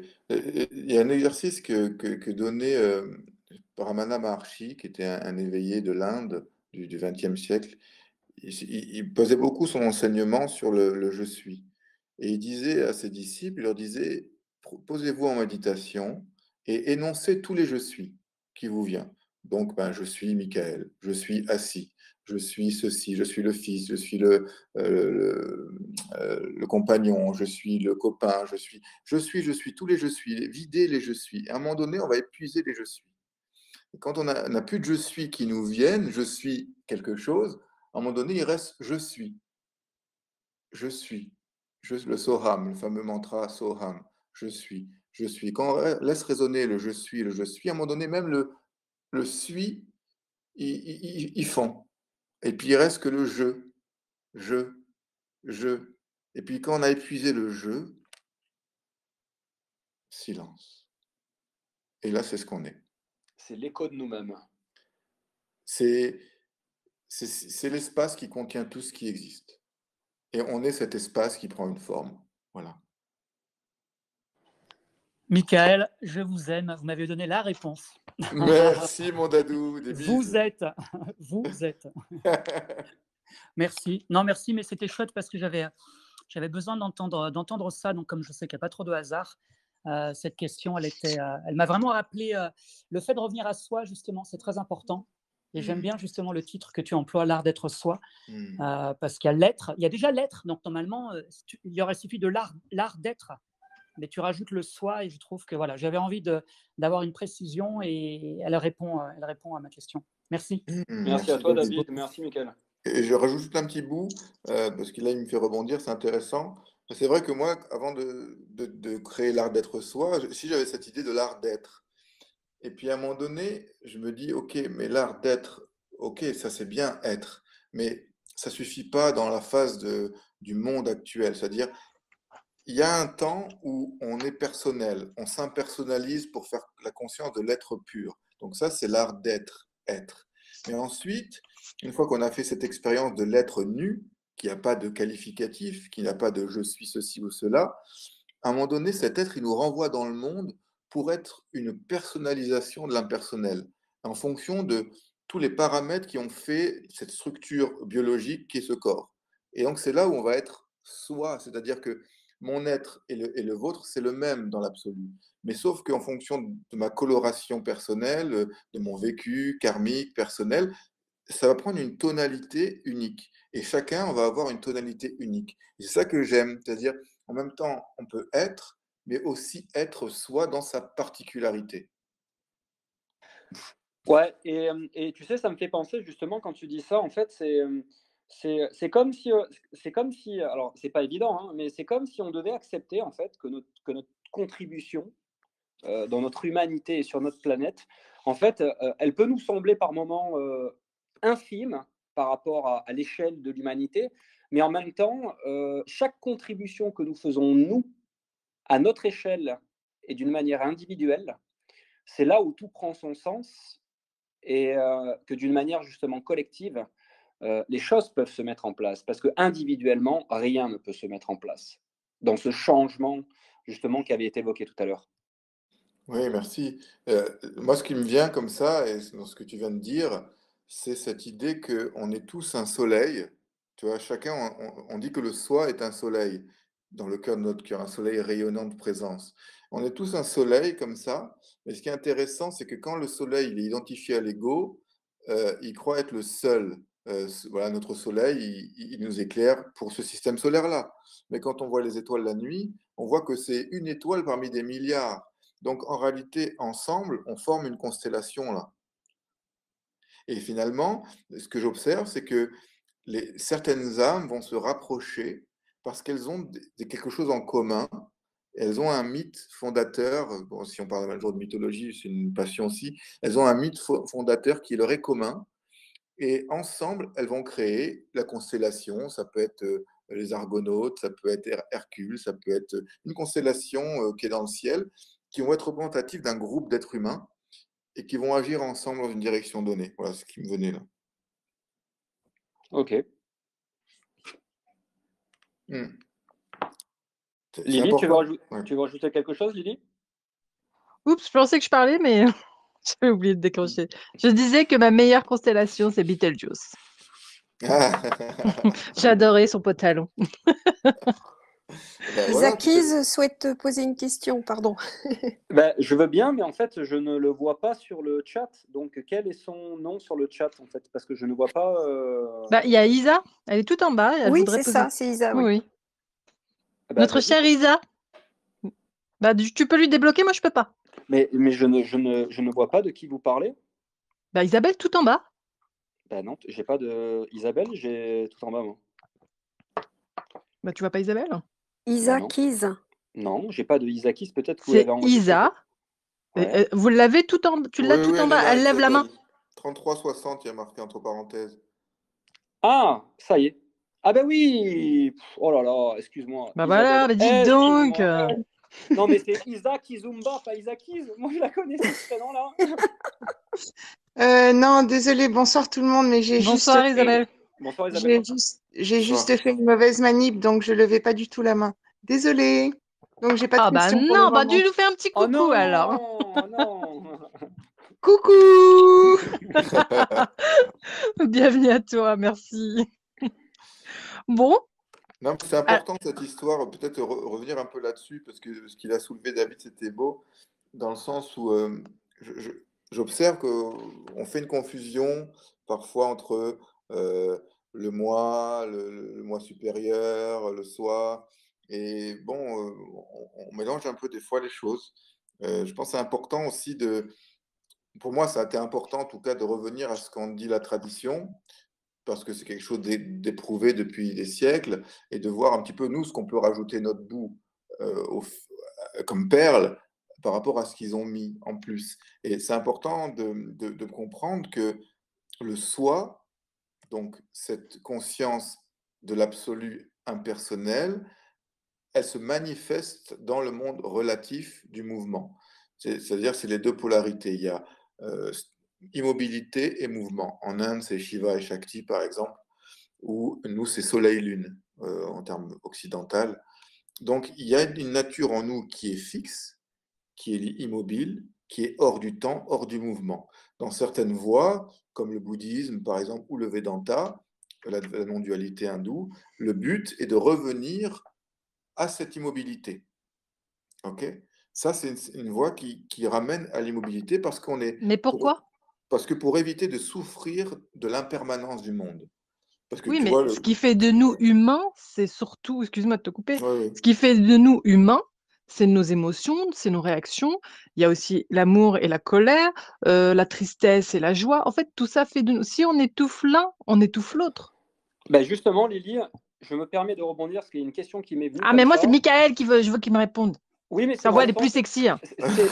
c'est dans le sens de ta question parce que en fait, comment on fait quand on se retrouve dans un instant, dans un passage de vie qui est douloureux, mais que ce soit un instant, hein, ça peut être maintenant ou demain, pour n'importe qui présent qui écoute, qu'est-ce que tu conseilles de faire puisque c'est en relation justement avec le soi et le vibrer en amour et en extérieur. Qu'est-ce que tu conseilles de faire pour changer instantanément d'état vibratoire pour n'importe qui passerait par une situation de chaos intérieur, mais par rapport à une discussion, par rapport à un échange, par rapport à une relation amoureuse, par rapport à n'importe quoi et n'importe où.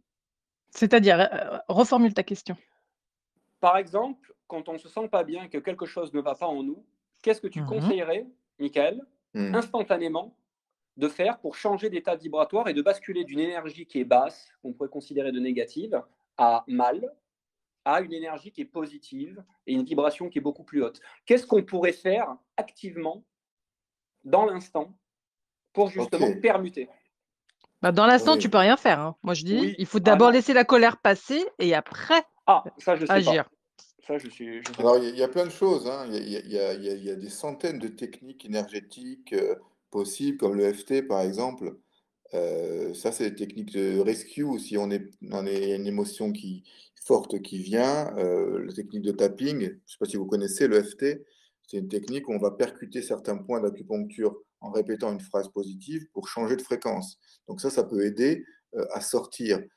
Ensuite, il y a plein d'exercices de respiration, il y a des exercices de visualisation. Il y a plein de techniques énergétiques en fait qui existent. Il y a toute une liste pour sortir d'un état, c'est-à-dire de passer d'un état où on est par exemple une échelle de 0 à 10, où on est au plus down, remonter d'un palier. Donc ça, on peut. Il y a plein de techniques énergétiques là-dessus. Moi, de mon point de vue, ultimement, c'est l'accueil inconditionnel. C'est-à-dire, j'ai une émotion qui monte. Si je peux prendre un temps pour moi, je vais rester avec elle. Je vais rester avec elle. Je ne vais pas fuir. Je ne vais pas vouloir sortir de ça. Je vais rester présent avec ça. Et c'est magique. C'est que quand on reste vraiment présent à notre émotion négative, qui en apparence est négative, mais il n'y a pas d'émotion négative en fait. Elle est juste désagréable parce qu'elle fait remonter une charge de notre histoire, une charge émotionnelle. Donc si on peut poser la main sur la zone qui nous fait douleur, respirer avec ça et lui dire, écoute, j'ai mal, je sens, j'ai de la colère, j'ai de la peine, je sais que c'est une mémoire qui vient du passé. Allez, on reste ensemble et on accueille ça. Et il va se passer une transformation de l'énergie. Dans l'accueil inconditionnel, dans cet espace que l'on est, il y a une contraction d'énergie qui nous fait mal au plexus, qui nous fait mal au cœur, à la gorge ou à d'autres endroits. Si on peut accueillir et se détendre dans cette tension, alors ça passe. Et là, on grandit en énergie, en conscience, parce qu'on a compris en même temps quelque chose intuitivement. C'est différent que le refoulement. C'est-à-dire, moi j'ai toujours un problème avec les gens qui veulent être bien. Ah, j'ai envie d'être bien. Et je vois très bien le paiement, qui vont le payer très cher, le bien qu'ils vont vouloir. Parce que c'est faux. Parce que ça, c'est basé sur une fuite du réel. Et on le paye cher, ça. Même le petit chapeau qu'on va s'acheter parce qu'on veut fuir quelque chose qui nous est agréable. Même les clopes qu'on va fumer pour fuir les agréables. Même la copine qu'on va appeler ou le copain qu'on va appeler pour se fuir soi-même et faire semblant qu'on l'aime relationnellement, mais en fait c'est juste un bouche-trou parce qu'on ne veut pas faire face à notre problème. On va le payer karmiquement tôt ou tard. Donc, à un moment donné, il faut arrêter d'être bien. Arrêter de vouloir être bien et se dire, OK, je serai bien si je fais face à ce qui est présent en moi, et si je ne fuis pas. Et là, je vais atteindre un vrai bien-être, qui est le bien-être de l'être. Tu vois l'idée? Ouais, je vois tout à fait. Ouais. Voilà. C'est très clair, hein, je te remercie. Et pour revenir à toi, Lily, parce que je ne t'oublie pas, Merci. par rapport à ce que tu disais tout à l'heure, oui, notre nature humaine, oui, c'est nos émotions, mais je dirais oui et non. Parce qu'on a une nature divine qui n'est pas faite de ça. tu vois? Et on sent au fond de nous que quand on est dans notre sensiblerie émotive, quand on est pris dans le côté, on va dire le bas côté de l'humanité, hein, dans ce qu'il y a de plus, animal, instinctif et pas reluisant, on sent très bien que ça, on n'en veut pas et qu'on veut le transformer. Et pour le transformer, il faut être relié à quelque chose en nous qui n'est pas fait d'émotivité, qui n'est pas fait d'humanité même. Il faut se relier au divin. Le divin, c'est pas de l'humain. C'est quelque chose de supérieur à l'humain, qu'il transcende et qu'il inclut. Donc, si on est pris dans son humain, on reste dans son humain. Et c'est OK, il n'y a pas de problème avec rien en réalité. Mais si on sent qu'on veut évoluer, il faut une tension verticale transcendante. Et cette tension verticale, c'est la pointe de l'être qui va nous amener dans des fréquences où on va dissoudre la charge émotionnelle. Et à un moment donné, on va passer un temps dans sa vie où on n'aura même plus d'émotions. Et c'est une forme de traversée intéressante aussi, où on n'a plus d'émotions, où on ne se croit plus exister en tant qu'être humain, parce qu'on croit que être humain, c'est des émotions. En fait, de mon point de vue, on se plante totalement. La vraie nature de l'être humain, elle n'est pas émotive. Elle est plutôt dans le sentiment, qui est différent des émotions. Parce que les émotions, elles sont réactives.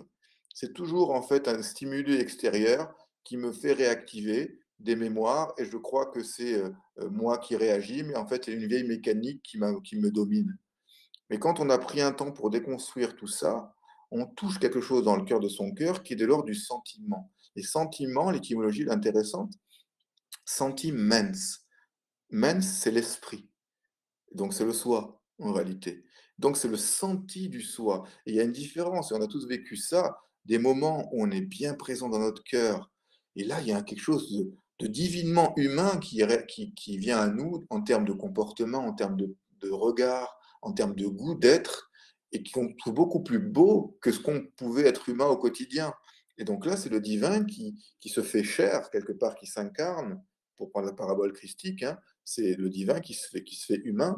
Et pour le but, la finalité, c'est que on relie les deux pôles, c'est-à-dire qu'on soit humainement divin et divinement humain. Voilà, c'est ça de mon point de vue. L'émotion, moi qui ai été longtemps quelqu'un de très émotif et que je pense, et j'avais construit toute une identité autour de mes émotions et on sait combien les gens émotionnels, ils peuvent aussi faire chanter effectivement beaucoup sur leur monde pour avoir leur cam, c'est-à-dire leur dose d'émotivité. Quand on vide la sphère émotionnelle, il y a un temps où on ne croit plus, on est dépersonnalisé ou impersonnalisé plutôt, et à un moment donné, on retrouve le feu du cœur, mais il est plus émotif. Il est vraiment au contact de la vibration de l'autre, et c'est pas la même saveur. C'est vrai que sur le fait que sentiment et émotion, pour moi personnellement, le sentiment, c'est l'intuition, c'est tout ce qui va avec. Voilà. Et je sais, je reviens à ce que je disais tout à l'heure, je sens qu'il y a quelque chose d'assez impressionnant qui arrive et du coup, mes émotions vont me faire réagir. Et je sais que pour moi, l'un ne va pas sans l'autre et c'est ça qui fait nous, humains. Je sais pas, demain tu sors, euh, t'as ta petite voix qui te dit, oups, traverse pas tout de suite, sinon tu vas avoir un problème. Tu vas réagir avec ton émotion, tu vas dire: «Ouh là, il y a un truc qui va pas, vas-y, j'écoute». En fait, l'un ne va pas c'est un binôme qui est tout le temps ensemble et qui est très important et c'est ça qui fait l'équilibre, dans notre humanité et surtout le divin, ces émotions pour moi sont divines. Elles sont à nous, elles sont là parce que certaines personnes malheureusement viennent dans ce monde avec ce corps, avec un problème, hormonal qui fait qu'ils ne ressentent ni douleur, ni émotion, ni sentiment et ça, c'est juste incroyable. Et malheureusement, ils n'ont leur véhicule terrestre ne leur donne pas cette chance de ressentir ces choses-là. Hmm. Et c'est des personnes qui sont complètement, vides d'émotions et de sentiments. Du coup, elles dépérissent très, très tôt. Parce que ça a été prouvé que le fait qu'il manquait les émotions et les sentiments faisait qu'elles dépérissaient tout simplement. Regarde, un enfant par exemple, regarde, il y a l'histoire des jumeaux. Hem, je crois que c'était en Angleterre. C'est des petits bouts qui sont nés trop tôt et ils ont été séparés. Il y en a un étage en dessous et en fait, ils étaient séparés, de pièces. Il y en avait un qui était en train de mourir parce qu'il devait ressentir il avait besoin de la chaleur en fait, c'est des sœurs, de sa sœur et qu'est-ce qu'elle faisait? L'infirmière avait vu que le petit bout de chou était en train de dépérir parce qu'elle avait besoin de sa sœur. Qu'est-ce qu'elle a fait? Elle les a réunis et la petite allait mieux. Tu vois, qui veut dire, c'est important. L'un ne va pas sans l'autre. Bah, moi, c'est comme ça que je le vois. J'entends. Oui, non, mais j'entends, je vois que ça te touche aussi, hein, cet aspect-là, et je comprends ça. Euh, Ça m'a aidé c'est- aussi à sortir dans les pires moments de ma vie. mais bien sûr, mais il n'y a pas à lutter contre ça. Si tu veux, les émotions, ça fait partie de la nature humaine. Je suis d'accord. Moi, ce que je Mais disais pas que, hein, juste, les c'était, animaux aussi, hein, les oui, animaux aussi oui, ont cette émotion. Et c'est oui, ça que les gens mais ont du mal parfois à comprendre. oui, je comprends, mais si tu veux, j'essaie de faire une petite distinction conceptuelle, dans le sens où euh, faire la différence entre les émotions qui sont réactives, basées sur des charges émotionnelles du passé en nous, et les émotions spontanées, instinctives qui vont faire de l'interaction relationnelle. Tu vois, et en spiritualité, en tout cas sur le chemin initiatique, on va plus travailler sur les charges émotionnelles, les émotions au quotidien. C'est la vie. Émotion, c'est ce qui met en mouvement et ce qui met en relation. Je suis d'accord. Moi, je parlais plus des charges émotionnelles qui nous font avoir une émotion. Par exemple, je ne sais pas, admettons, euh, quelqu'un a été mordu par un chien noir quand il avait 5 ans. OK? Quand il a été mordu par ce chien noir, il a une charge émotionnelle qui s'est inscrite, qui s'est imprimée en lui, de peur, d'angoisse, de terreur associée à l'image d'un chien noir. Il a 30 ans, 40 ans, 50 ans, il voit un chien noir, la peur lui revient. C'est parce que ça n'a pas été rectifié à ce moment-là. C'est Parce qu'il faut ça. que le travail soit fait tout de suite après. Oui, mais Sinon, voilà, ça, c'est un ça autre débat. grandit. Oui, et ouais, mais malheureusement, ce travail-là ne peut pas être fait immédiatement tout le temps. Pas, Et pas on pour le tout le remarque monde. non, pour tout le monde, ce n'est pas possible tout le temps. Dans l'idéal, une société qui a une éducation de haut niveau, on espérera. Mais en tout cas, juste pour te dire, c'est ces charges réactionnelles-là dont on parle, c'est émotionnel dont on parle. C'est pas les émotions du quotidien qui sont saines, hein. Oui. Non, mais c'est vrai que on peut. Regarde, je suis victime de ces charges-là parce que pendant des années, dès que j'avais une pensée contre mon papounet, j'avais une boule à la gorge qui me prenait parce que j'avais cette colère. Parce que pour X raisons, et à chaque fois que je pensais à lui, ou chaque fois qu'il y avait une fête des pères, ou qu'il y avait quelque chose qui me faisait rappeler, oui, l'émotion était là, et j'avais cette boule, et malheureusement, aujourd'hui, ça s'est transformé en maladie. Alors, je l'ai compris un peu tard, mais c'est pas grave. Aujourd'hui, je me soigne, je sais que c'est ça, mais quand je pense aux personnes qui gardent en eux leur colère, certains vont développer un cancer, d'autres, comment dire, des tumeurs, parce qu'en fait, on se rend pas compte, mais on garde nos charges émotionnelles, on les exprime pas, et c'est ça qui devient dangereux pour nous, parce que c'est bénéfique, mais ça peut aussi être destructeur. Regarde, je vais prendre un bon petit verre de vin pour me détendre devant, je sais pas, un livre ou quoi que ce soit. Un verre, ça va. 2 verres, 3 verres, après ça va me détruire. Tu vois? Qui veut dire c'est l'excès, et c'est apprendre à réguler nos émotions et surtout nos charges émotionnelles. Tout à fait. C'est ça, c'est que pour moi, voilà, c'est mon point de vue, c'est quelque chose de très important, et je rebondis à tous ceux qui nous écoutent, s'ils veulent poser une question, vous êtes les bienvenus. Voilà, pas tous en même temps, hein, quand même, hein, mais Bonsoir. voilà. Bonsoir à tous et à toutes. Bonsoir, Mickaël. Bonsoir. Bonsoir. Bonsoir, Bonsoir. monsieur le président. Non, on va laisser le président de côté. On va parler d'astronomie et d'astrologie avec Mickaël parce que tu t'intéresses à tout ça. Tu as dû donc voir au mois de décembre la conjonction entre Saturne et Jupiter, qui ont été appelés dans multiples civilisations par des noms divers et variés, et surtout l'étoile de Bethléem, C'est ce que qui arrive tous les 800 ans. Ouais. Donc c'est annonciateur d'un signe, et là je rejoins Lily, d'un bouleversement. À chaque fois que les étoiles enfin ces deux planètes ont eu cette conjonction pour n'en former qu'une, dans la constellation aussi brillante que Vénus, voire plus, il s'est passé un phénomène de civilisation assez important. Le plus connu étant bien entendu la venue au monde de Jésus. Qu'est-ce que tu en penses, toi, de ce phénomène astronomique lié à l'astrologie? Si on fait référence aussi à la révélation des pyramides et que le sphinx est en fait une horloge dans le temps pour pointer un moment du temps, est-ce qu'on n'est pas arrivé à cette conjoncture-là, à ce moment du temps où il va y avoir un bouleversement et où donc on aura tous un choix à faire et un chemin à suivre? Ah, merci pour ta question. Ouais, merci pour ta question, très intéressante. Merci, monsieur le président. Ah, Je vous en prie. qu'est-ce qu'il y a? Je vous en prie. Je plaisante. Je me fais le président. Je suis président. Ce que je veux dire par rapport à ça, c'est que, tu sais, si on prend la cyclologie, par exemple, les cycles cosmiques, selon les hindous, par exemple, on parle aussi, c'est lié à l'astrologie, hein, parce qu'ils sont très férus d'astrologie, c'est l'astrologie védique. On est dans ce qu'ils appellent, eux, le Kali Yuga, c'est-à-dire l'âge de fer. Okay, c'est l'âge où spirituellement on est le plus éloigné de l'âge d'or, donc l'âge où l'être humain avait une conscience spirituelle plus haute. Donc ici, au niveau du conte, on va dire qu'ils estiment, eux, la fin du Kali Yuga en 2030. Donc, quelque part, d'après ce que je vois aussi, hein, dans mes recherches, la phase dont on est rentré là, ces 10 années-là, elles vont être particulièrement importantes en termes de bascule, de changement de civilisation. Donc, clairement, oui, Bethléem, cette apparition au niveau astronomique, ça a du sens, puisqu'en fait, les étoiles sont un petit peu les panneaux indicateurs civilisationnels. Les anciens, eux, l'avaient bien compris, hein, comme les pyramides et autres. Ça indique le script de l'univers. Et donc, l'univers nous envoie petit à petit vers autre chose. Hein, après, on parle du bascule de l'ère du Verseau, qui est un changement ontologique de l'être, des civilisations. Donc oui, clairement, c'est ce que j'observe, et finalement, ce dont on parle quelque part depuis tout à l'heure, sous plein d'angles, c'est-à-dire cette mutation de civilisation, cette accélération du temps, et cette accélération événementielle aussi. Hein.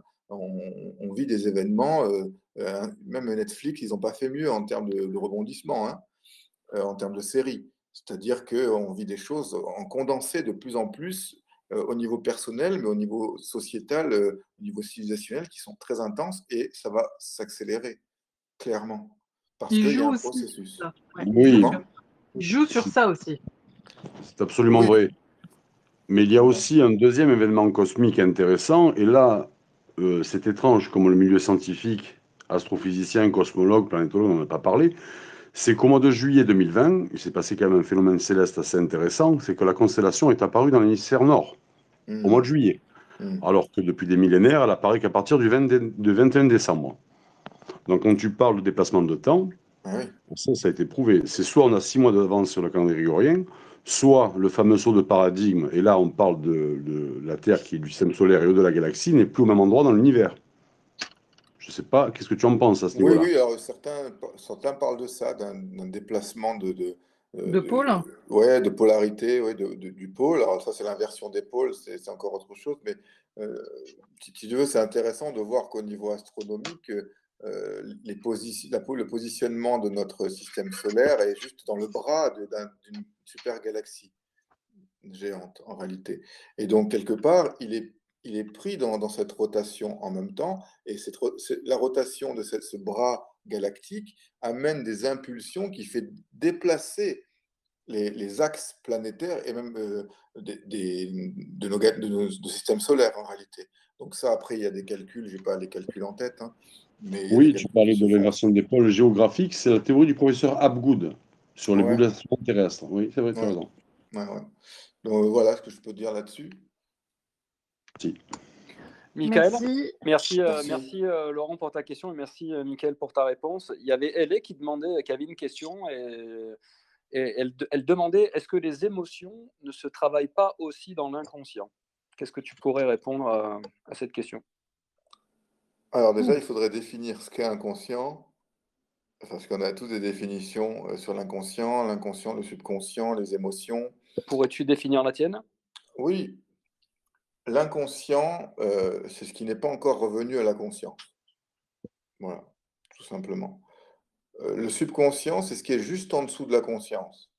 C'est-à-dire qu'on va dire, si je prends un sandwich ou un hamburger, on va mettre le conscient, c'est le pain du dessus, le subconscient, c'est le steak, et l'inconscient, c'est le pain du dessous.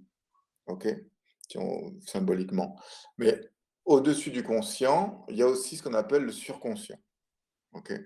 Donc, les émotions, quand elles sont réactives du passé, elles se déversent de notre inconscient, en réalité.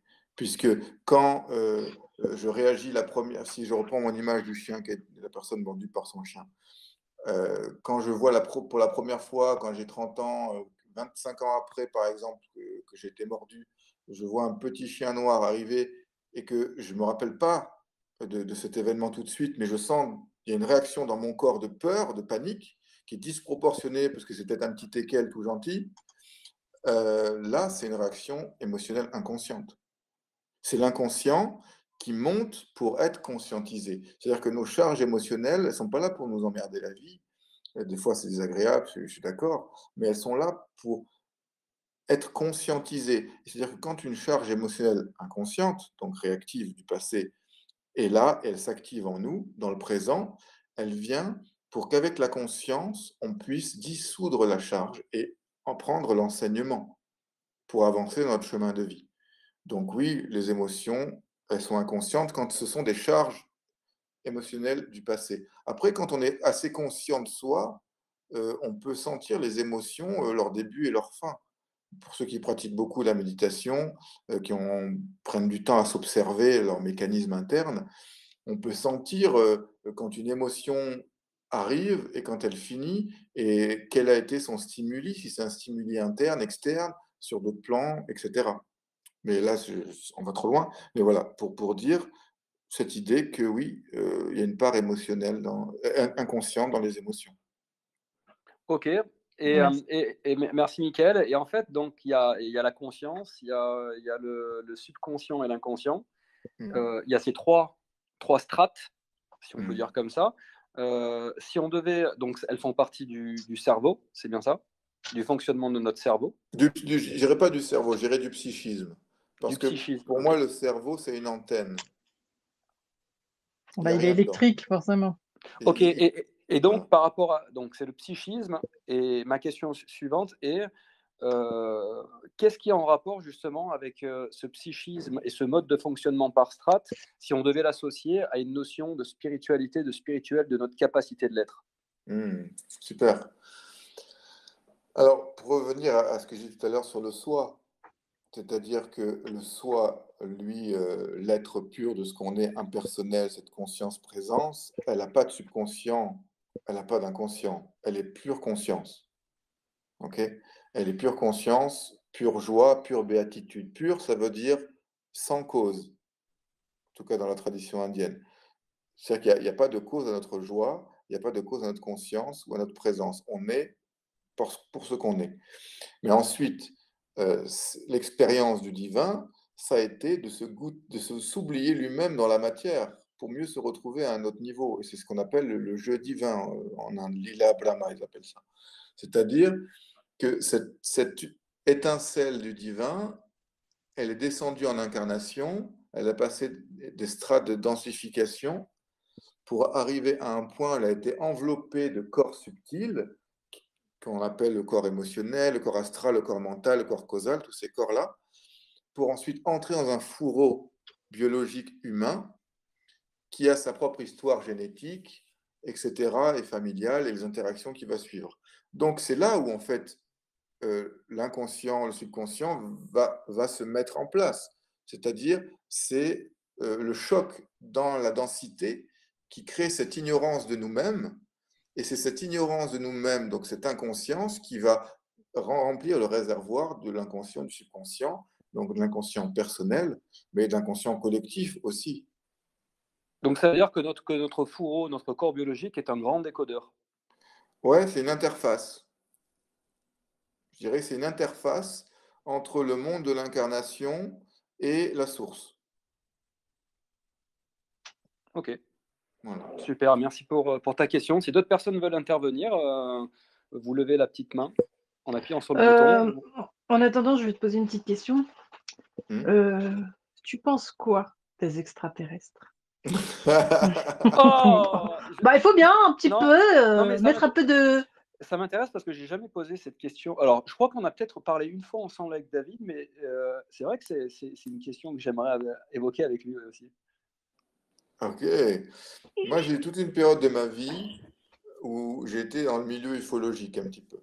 Parce que il y a eu des choses qui sont passées au-dessus de chez moi quand j'étais chez mes parents, quand j'avais 20 ans. Et en fait, j'étais sur la terrasse de chez mes parents à Nice. Et je vois, il était minuit, 1 heure du matin, c'était pendant l'été. Et puis je vois arriver au-dessus, en fait, je regarde les étoiles d'un côté, à gauche, il n'y avait pas d'étoiles. Et puis à droite, je regarde à droite, puis je reviens à gauche, et puis il y avait 2 étoiles qui étaient pas là avant. Et là, je dis: «C'est bizarre quand même». Et puis ils avaient l'air un peu bizarres. Et donc dès que je les vois, elles grandissent leur lumière et puis elles disparaissent. Donc là, tout de suite, moi, je commençais mon chemin, donc il se passe des trucs comme ça. Bon, mon mental de petit jeune, il dit: «Bon, je monte devant mon écran ordinateur, il faut que j'écrive le truc parce que sinon mon mental, il va me dire que j'ai halluciné». Donc j'écris le truc. La nuit suivante, j'étais pareil sur la terrasse, j'aime bien les terrasses, hein, le soir d'été, et je vois arriver ces 2 mêmes étoiles qui bougent dans le ciel et qui passent au-dessus, de ma maison et qui font comme un flash et qui s'en vont. Donc là, bon, je dis: «Bah, là, quand même, il se passe un truc». Et donc j'appelle l'observatoire du col de Vence. Il y a un observatoire OVNI au col de Vence. Et je leur dis: «Voilà, écoutez, j'ai vu ça, je ne sais pas ce que c'est satellite?» Et eux, ils me disent: «Non, non, pas du tout, on observe ça nous aussi, on ne sait pas, c'est non identifié». Et c'est là où j'ai rentré la main dans le sac. Et donc j'ai passé quelques années, pour m'intéresser au sujet. J'ai rencontré des gens qui avaient vu des choses en direct, il y a eu des manifestations qui sont passées aussi dans ma vie autour de tout ça. Donc pour moi, je peux dire que c'est une évidence. Voilà. Comme disait, Jodie Foster dans le film Contact, à la fin, quand une petite fille lui dit, «Mais vous pensez qu'on est seul dans l'univers?» Elle dit: «Si on était seul dans l'univers, ce serait un gros gâchis d'espace». Ouais, je me souviens. Donc Bah, voilà. merci, c'est très intéressant. On sait d'où tu Il y a viens, Michael, maintenant. Bravo. Voilà, ça y est. Oh, on t'a Merde. déshumanisé, tu as vu? On ne sait pas s'il y a des extraterrestres, mais par contre, il y a des terrestres extra, ça c'est sûr. Ah, merci. Ah, joli. Joli jeu de mots. Il est beau, il est beau. Bon, Jean-Claude, je pense qu'il va réagir. Jean-Claude. À toi. Ah, on t'entend un peu mieux, Mais de loin. de loin. Et tu parles avec ton téléphone, Jean-Claude? Comment ça se passe? Peut-être qu'il faut mettre le haut-parleur? Ah non, alors si c'est ton PC, tu as quoi? Si tu as un Windows, il faudrait que tu augmentes le volume de ton micro dans les paramètres de son, si tu sais le faire. Quand tu vas dans les paramètres, le setup de son de ton ordinateur, tu peux augmenter le volume de ton micro. Ou en bas à droite, non? Il y a le petit haut-parleur. Ça suffira pas, je pense, hein. Ah, déjà, on t'entend. C'est déjà bien. Un peu mieux. Bon, alors, chut, taisez-vous tout le monde, on le laisse parler. Chut. Non. Pour revenir avec les extraterrestres, apparemment, donc j'ai entendu dire que les Américains allaient sortir un gros dossier avant le 30 juin. Il va y avoir une déclassification et ça va être donné au monde entier, en fait. Ça va être révélé au monde entier. Donc les extraterrestres existent bien et il est inconcevable que on pense que les gens pensent sans arrêt qu'on soit seul dans cet univers. Enfin, pour moi. Oui, oui, merci. C'est pas On est loin d'être seul. Ah, pardon. C'est pas le Disclosure Project? Je sais pas, non, j'ai pas les termes techniques par rapport Ah, ok, non, pas de souci. Je sais que ça fait des années qu'ils sont là-dessus. Il y a pas mal de scientifiques. Bah, ça commence déjà, hein. Ça Mm. commence déjà. Tu as un ancien ministre israélien qui te dit qu'ils sont déjà en liaison avec certains pays, qui sont là. Ça commence à parler. En fait, ils préparent les esprits tout doucement. Tu as raison, ouais. Jean-Claude. Ils sont en train de préparer les esprits. Et, Je pense pas qu'ils préparent les esprits. Je pense qu'ils préparent à divulguer ce grand mensonge, parce que le jour où ils se feront connaître de tous, ça évitera que le mensonge ne soit trop gros. Je pense. En fait, ce qui s'est passé, c'est Trump, quand il est parti de la Maison-Blanche, alors c'était le 6 janvier, il avait fait la demande, ou c'était le 20 à son départ de la Maison-Blanche, je ne sais plus, mais enfin c'est au mois de janvier. Juste avant son départ, oui. Donald Trump a signé un document demandant et exigeant au Pentagone de révéler et de faire tout un rapport sur tout ce qui est OVNI, etc., à remettre. Ils avaient, je ne sais plus combien de jours qui menaient justement jusqu'à fin juin pour faire ce rapport à diffuser à tout le monde. Normalement, ces 12 millions d'archives vont sortir avant le 30 juillet. Et si vous connaissez Bernard de Montréal, qui est Oui, aujourd'hui, oui, malheureusement qui est décédé. il parle aujourd'hui à travers une canalisation en disant qu'on va découvrir le mensonge planétaire et le mensonge galactique. Ouais, On et est c'est très, sur l'unité. et c'est très, merci beaucoup Claude. Et ce serait très intéressant, Mickaël, justement, que tu puisses nous dire, on parle d'extraterrestres, est-ce que tu peux expliquer pour toi la relation qu'il y a entre les extraterrestres et la spiritualité? Est-ce Ouh qu'il y là en a là, une déjà? mon pauvre Mickaël, j'aimerais Ouais, pas bah être à dis ta donc. place. Ben oui, mais c'est une question importante parce que si on se Non. dit qu'il y a d'autres formes T'es de pas vie gentil, hein? et si justement on a conscience d'être éternel, quelle serait la liaison entre les formes de vie qui viennent d'ailleurs et entre ce que nous sommes, nous, à la source? Ah, c'est super comme question. Bah, Oh, toi, moi, t'es maso. ouais, j'ai un petit côté comme ça. Vas-y, on t'écoute. Moi, je pense que parmi nous, il y a des extraterrestres. C'est-à-dire que je pense que les âmes qu'on est là, il est fort probable qu'on ait vécu sur d'autres mondes, dans d'autres plans. Et peut-être qu'on a oublié ça et que on peut récupérer ces mémoires-là. Donc, pour moi, l'univers, c'est comme un grand pays avec des contrées différentes, avec des civilisations, avec des niveaux de conscience différents et qui ont passé des caps que nous, on n'a pas encore passés. Et pour moi, extraterrestre, spiritualité, au fond, c'est que de la spiritualité, peu importe ce qu'on met derrière, dans le sens où on a tous aimé les films de science-fiction, on a tous vu dans certains qu'il y avait des possibilités réelles, que c'était très concret. Donc moi, je pense que tout ce qu'on peut imaginer, ça existe, quelque part. Parce que sinon, ça ne viendrait pas en nous. Tu vois? Est-ce que Oui, vous Jean-Claude? Ouais. Oui. Est-ce que vous connaissez Dolores Cannon? Oui, oui, oui. Oui, oui, oui, bien sûr. Donc, Oh oui. tous ses livres. Je suis en train de lire tous les livres de Dolores Cannon et apparemment, les personnes hypnotisées ont des contacts avec des extraterrestres. En faisant de l'hypnose et de la régression, oui, c'est possible. Elle avait travaillé aussi avec des enfants, ouais. Ouais. Et c'est très révélateur et c'est très intéressant. Moi, aujourd'hui, je suis persuadé que je viens d'une famille galactique. Moi, C'est de possible, même, hein? moi, je te le confirme, hein. Moi, personnellement, je sais que j'ai toujours dit à ma famille depuis tout petit que je venais d'ailleurs et je connais ma planète, très clairement. Je peux vous donner plein d'images de ma planète parce que je les ai en tête, en fait. Et j'ai pu aller, je sais pas où j'ai retrouvé ces informations, mais je les ai retrouvées et je me demande si ce que j'ai pas vu dans mon grenier, ce que je vous ai raconté dernièrement, si c'est pas lié à une sorte de flash pour me montrer, bah, tiens, tu vois, on est là, on est toujours là et c'est peut-être aussi lié à ça, la fameuse langue que je parle. Mais pour moi, il y a plein de choses qui peuvent être synchroniques avec, ce que je suis à l'heure d'aujourd'hui, je pense. Et Oui, bien d'ailleurs, sûr. Keia et Mickaël, on pourrait très bien dire qu'on est extraterrestre Bah, à la Mais source. oui, À on la l'est. source. Bah, Julien, toi, t'es bisounours, c'est pas pareil. Non, moi, je suis un bisounours extraterrestre. Oui, t'es tout mignon. Du coup, je voudrais en profiter pour bifurquer sur ma question qui m'interpelle. Coucou, Parce Amy. que... Bonsoir. bonsoir. Bonsoir, Rémi. Bonsoir. Ça fait, je suis un bébé hein, dans ce domaine, comme je le dis si bien. Ça fait genre 2 semaines que je découvre le milieu.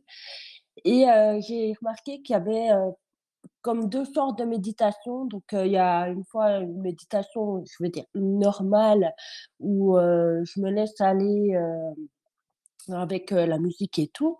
Et il y a une autre méditation où là, je me sens vraiment partir, où j'ai des images qui apparaissent qui n'ont aucun sens, dans un blanc rose très, très clair et apaisant. Et tout d'un coup, j'ai des images du style de l'Égypte. C'est principalement de là que ça vient. Et du coup, je voulais un peu savoir les détails de comment ça se fait que j'ai ces 2 sortes-là parce que je contrôle rien, j'entends la musique, je ferme les yeux et je pars. Merci pour ton partage. Alors, c'est dense. Déjà, bon, la méditation, il y a des tas de techniques différentes, il y a des tas de niveaux de méditation différents. Ce que tu vis là, si tu veux, c'est une ouverture énergétique. C'est-à-dire que si tu débutes aussi dans ce cheminement-là, il est possible qu'il y a eu un avant, un après, une crise, peut-être un sentiment de mal-être qui a fait une ouverture au spirituel. Et donc cette faille, en fait, du divin dans la structure du moi, crée une ouverture à des plans subtils. Donc tu réactives des mémoires, certainement karmiques, dans des rêves peuvent être assez forts. Même la journée, les yeux ouverts, il peut avoir des imageries. Donc là, c'est un sas où c'est comme un réveil de quelque chose, une ressouvenance. Le conseil que moi je peux te donner, c'est justement d'accompagner ce que tu vis là, ces flashs, ces images, pour pas être déboussolé, parce que des fois ça peut être trop, des fois on peut être bombardé, de revenir à ton corps le plus souvent possible. C'est-à-dire, si tu es assise et que tu médites et que voilà, tu es bombardé d'images et que voilà, tu sais plus où tu en es, reviens à la conscience corporelle, tu mets ta conscience dans les pieds, si tu es assise ou debout, et si tu es assis au sol, voilà, dans tes genoux, tes fesses, pour recentrer l'énergie, pour éviter justement que ça s'ouvre de trop et que tu sois trop dégingandé dans tous les sens. Donc, tu verras qu'ensuite, avec le temps, tu pourras équilibrer ton ancrage et monter dans les fréquences et élargir ta conscience en réalité. Mais c'est important que plus tu montes haut, plus il faut que tu descendes bas, dans le sens de termes d'enracinement. Donc tu peux même visualiser des racines qui sortent de tes pieds, qui t'enracinent comme un arbre. Il faut bien être posé dans la matière pour pouvoir monter dans ces sphères-là sans être déboussolé et pour pas finir comme un clochard céleste, hein, comme j'appelle ça des fois, j'en vois, hein, parce qu'ils ont été brûlés par le souffle. C'est important. Je fais juste une parabole rapidement, parce que ça me fait penser à un mythe grec qui explique bien ça. Un jour, c'est un jeune homme qui s'appelle Marsyas qui trouve une flûte. Il trouve une flûte dans la nature.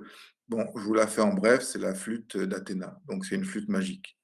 Et il commence à jouer, et c'est un merveilleux flûtiste. Et à un moment donné, les muses, elles sont là, elles veulent faire un concours, elles veulent savoir qui d'Apollon, qui joue de la guitare, en fait, qui est une lyre plutôt, qui est le meilleur musicien. Et donc Apollon avec sa lyre et Marsyas avec sa flûte magique. Et donc les deux sont très forts, on n'arrive pas à les départager. Et puis à un moment donné, Apollon, il dit à Marsyas, écoute, est-ce que tu peux retourner ta flûte et continuer à jouer alors que pendant que moi je retourne ma lyre et que je continue à jouer? Et ben là, Marsyas, il perd le concours. On peut retourner une lyre pour la jouer de l'autre côté, mais on ne peut pas retourner une flûte. Et sa punition à Marsyas, c'est qu'il finira écorché vif. C'est quoi le lien? Ah ouais, parce que là, on dit, franchement, je n'avais pas envie de jouer de la flûte. Ouais, mais il y a un lien symbolique, dans le sens où Marsyas, il s'est fait flûte. C'est-à-dire, la flûte, c'est la personne qui laisse canaliser le souffle en lui. Okay, il a laissé le souffle, le channeling ou la canalisation, ou faire venir des images. Donc, il a fait descendre ça en lui. Sauf qu'il n'avait pas une structure, une caisse de résonance comme pouvait résonner la lyre d'Apollon, qui pouvait jouer d'un sens ou de l'autre. C'est-à-dire qu'il pouvait être en même temps flûte, finalement, produire un son, et en même temps laisser résonner ce qu'il reçoit pour pas être déporté par ça, en ayant créé un lieu de résonance en soi, qui est l'espace de présence, et donc l'ancrage. C'est ça l'image. C'est-à-dire que si on n'est que flûte, on peut être brûlé par le flux, et on peut se laisser emporter par toutes ces images-là et toutes ces entités aussi qui ne sont pas toujours bienveillantes.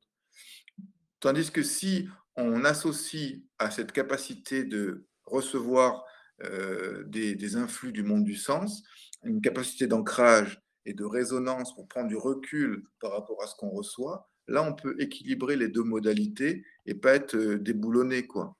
Donc, c'est une capacité d'équilibre et d'adaptation. C'est fondamental.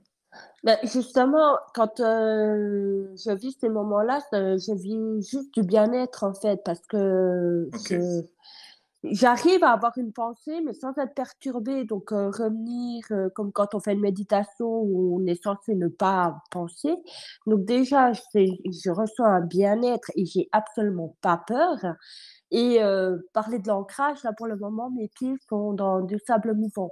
Donc, ou émouvant, hein, comme on peut l'interpréter. Eh oui. Donc, c'est pas encore pour le moment, j'ai pas encore récupéré mon âme. D'accord, mais merci. Mais tu vois, alors, profite de ces moments s'ils te font du bien, c'est parfait.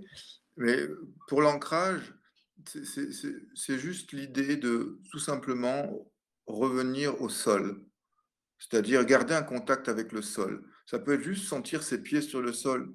Tu vois, c'est juste ça. Ça commence par là, l'ancrage. C'est-à-dire que quand tu reçois tes choses, ben, si ça te fait du bien, c'est super. Peut-être il y a des fois aussi, il y a des émotions un peu fortes qui te chamboulent et qui se relient à ces mondes-là aussi, par résonance. Donc, quand ça part trop et qu'il y a beaucoup d'émotions et qui sont amplifiées par ces contacts avec ces plans-là, reviens aux choses concrètes. Tu vois, moi, ce qui me faisait du bien, c'est balayer ou faire la vaisselle. Tu vois? Bon, viens chez moi, alors. Ben voilà, par exemple. Mais c'est J'ai juste une bonne maîtrise. merci Claudio, on te souhaite une bonne soirée. Merci d'avoir participé et bon courage pour demain. Merci beaucoup. C'est moi qui vous remercie. À la Merci prochaine. Claudio, bonne soirée. Avec Merci à vous. plaisir. Bonne soirée à toi, merci beaucoup. Bon, Michael, c'est pas tombé dans l'oreille d'une sourde. Ah, Le balai, là, moi j'ai un aspirateur robot si tu veux, tu peux parler avec lui, il n'y a pas de souci. ah. C'est toi En tout cas, l'extraterrestre, en fait.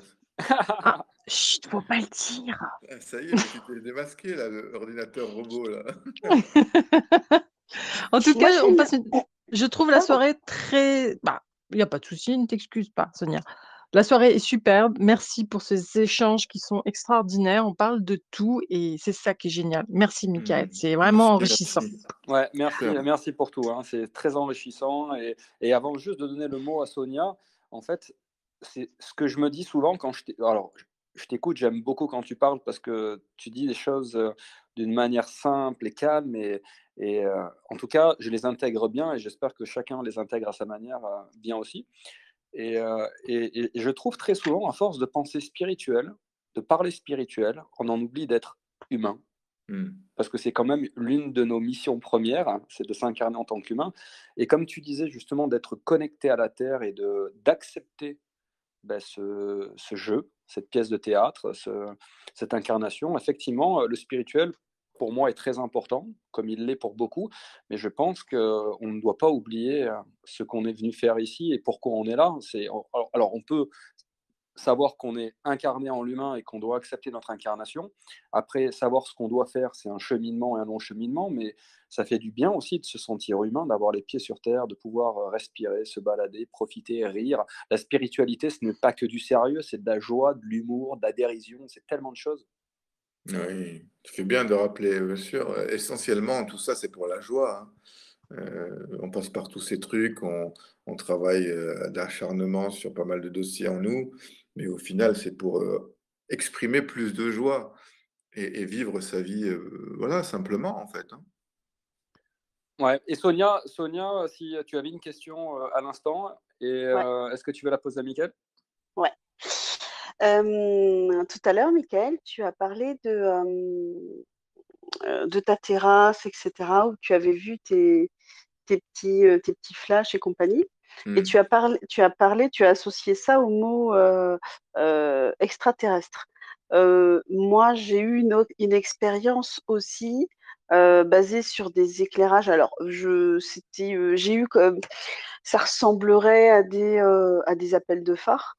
C'était deux lumières qui étaient toutes rondes et qui se sont éclairées comme ça. Ça s'est arrêté.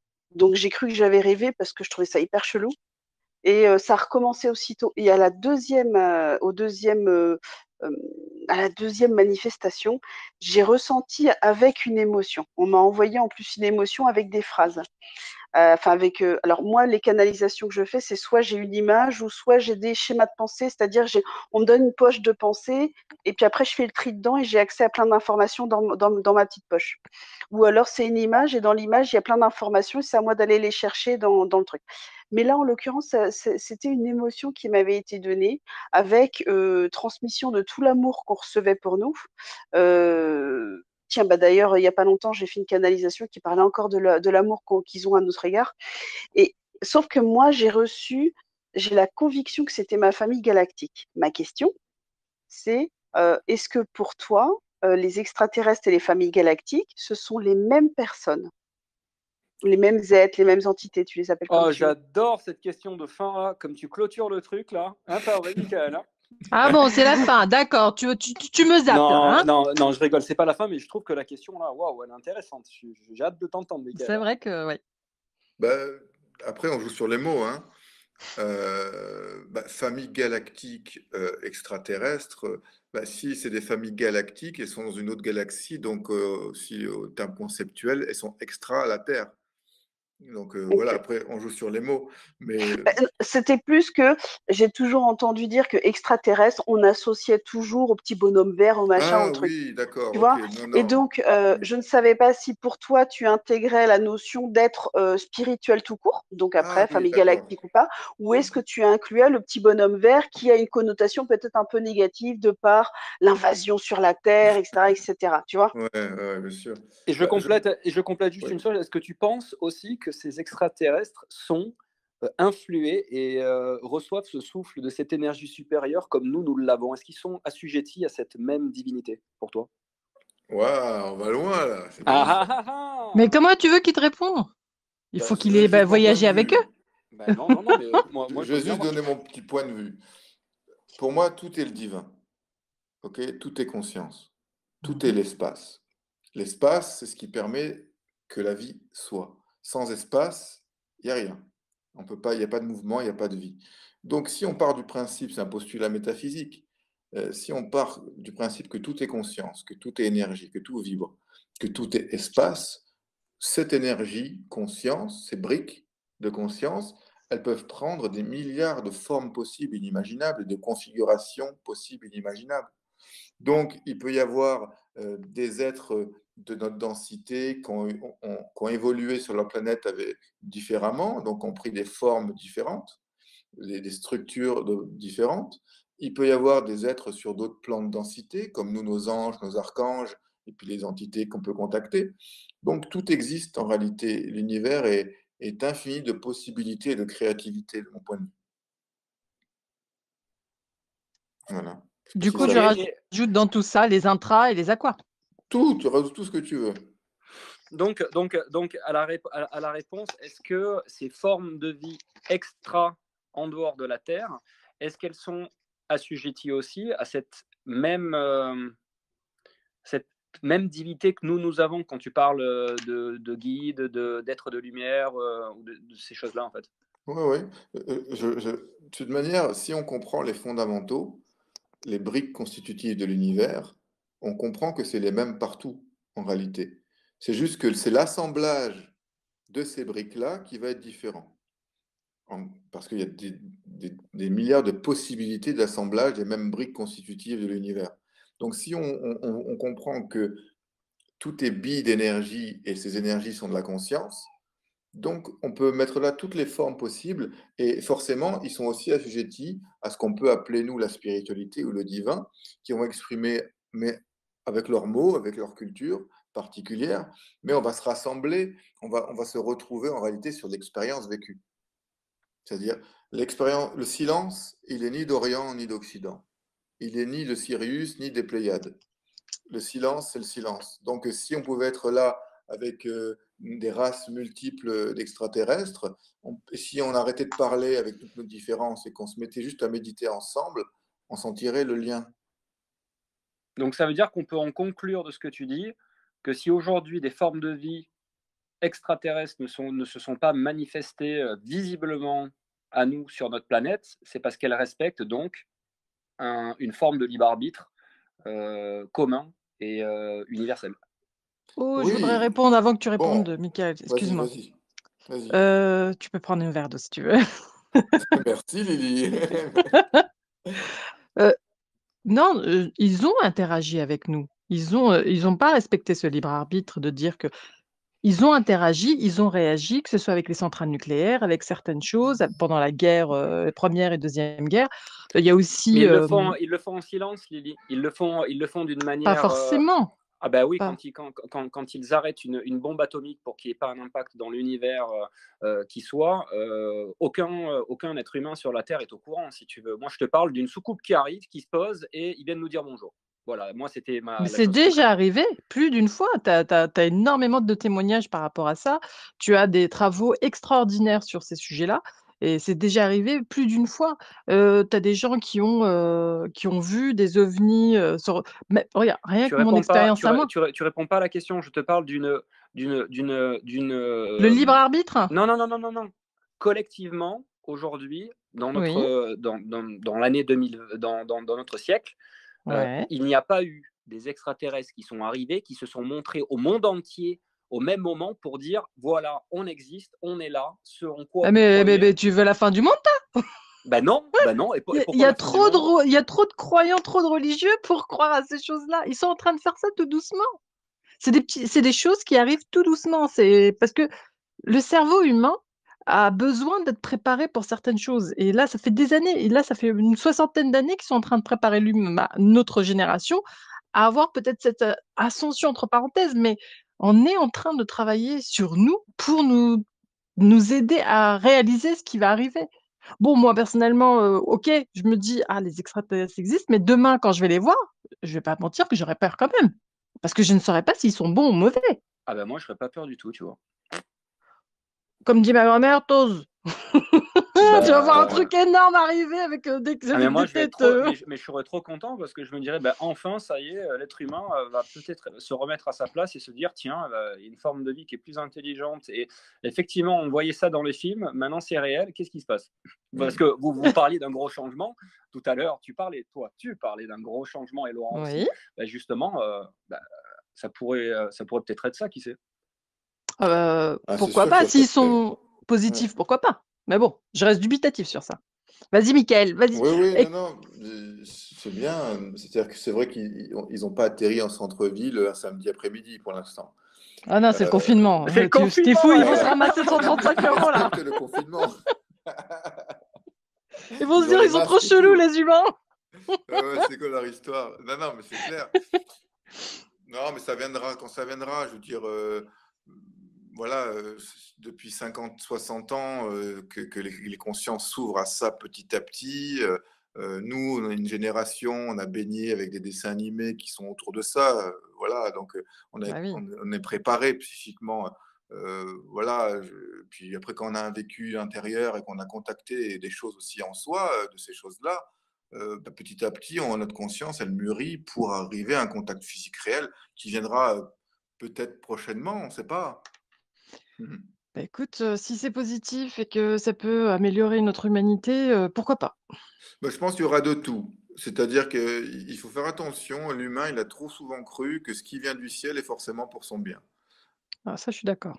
Voilà, Parce donc en que fait, non mais c'est intéressant, c'est que dans la vie, il y a l'ombre et la lumière. Et donc, ce qui est ici sur Terre, ben, dans chaque ethnie, il y a des cons et des gens sympas. Et ben, c'est pareil dans l'univers, hein. C'est tout. c'est ça. Bah, c'est comme les humites, tu connais un petit peu les humites? Ouais. Hein? Mhm. Eux aussi, ils ont leur spiritualité Voilà. et la plus grosse punition qu'ils peuvent subir chez eux, c'est d'être tout nus devant tout le monde, quoi. T'imagines?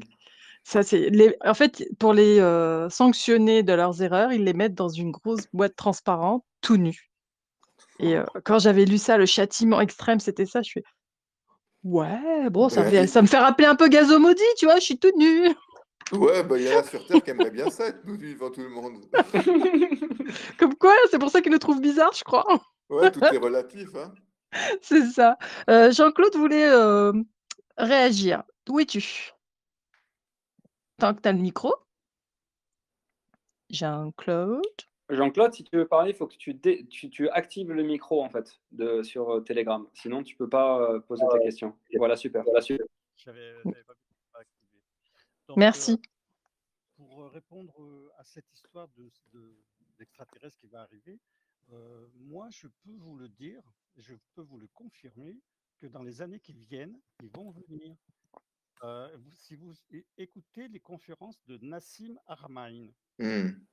c'est un expert par rapport à pas mal de choses, et il parle des extraterrestres.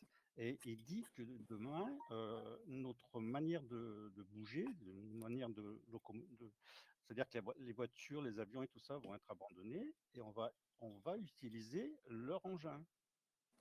Et quand on va rentrer dans leur engin, ça va même nous soigner en fait. Parce qu'il y aura une vibration qui va nous permettre de modifier notre état physique. Ouais, ça, Jean-Claude, en fait, c'est l'évolution de la science, comme les extraterrestres, je pense, l'ont déjà fait. C'est l'évolution de la science par la médecine encore plus moderne que nous connaissons.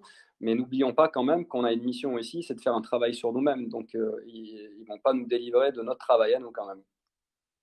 Oui, tout à fait. Ils ne sont pas là pour ça.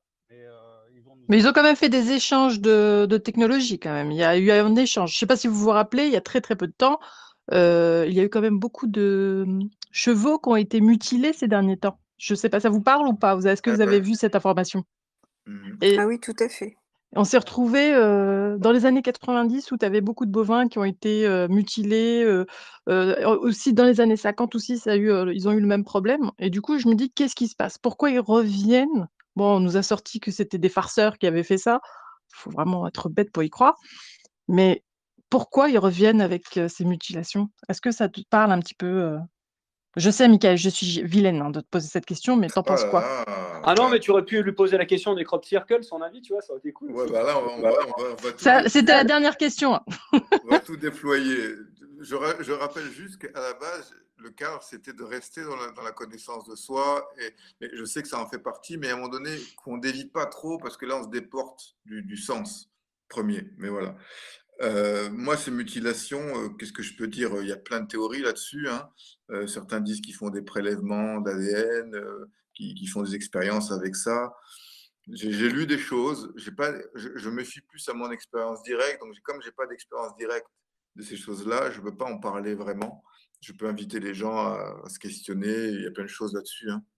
Je rebondis ce que tu dis là. Angel, bonsoir mon ami. Est-ce que tu as une petite réponse à cette question? Je sais que tu es un passionné. Bonsoir. Bonsoir. Désolé d'être arrivé un petit peu tard, j'ai eu des petits empêchements. Pas de problème. En tout cas, bah, c'est top. Franchement, j'arrive sur le sujet. Ça parle des extraterrestres, ça parle de. Oh, franchement. Synchronicité. Synchronicité, exactement. Premier mot que j'entends. Bah non, mais il y a des choses Par intéressantes. contre, coucou, je te fais un petit coucou, Angèle. Par contre, je te propose de poser. Tu arrives pile poil pour poser la dernière question à Michael.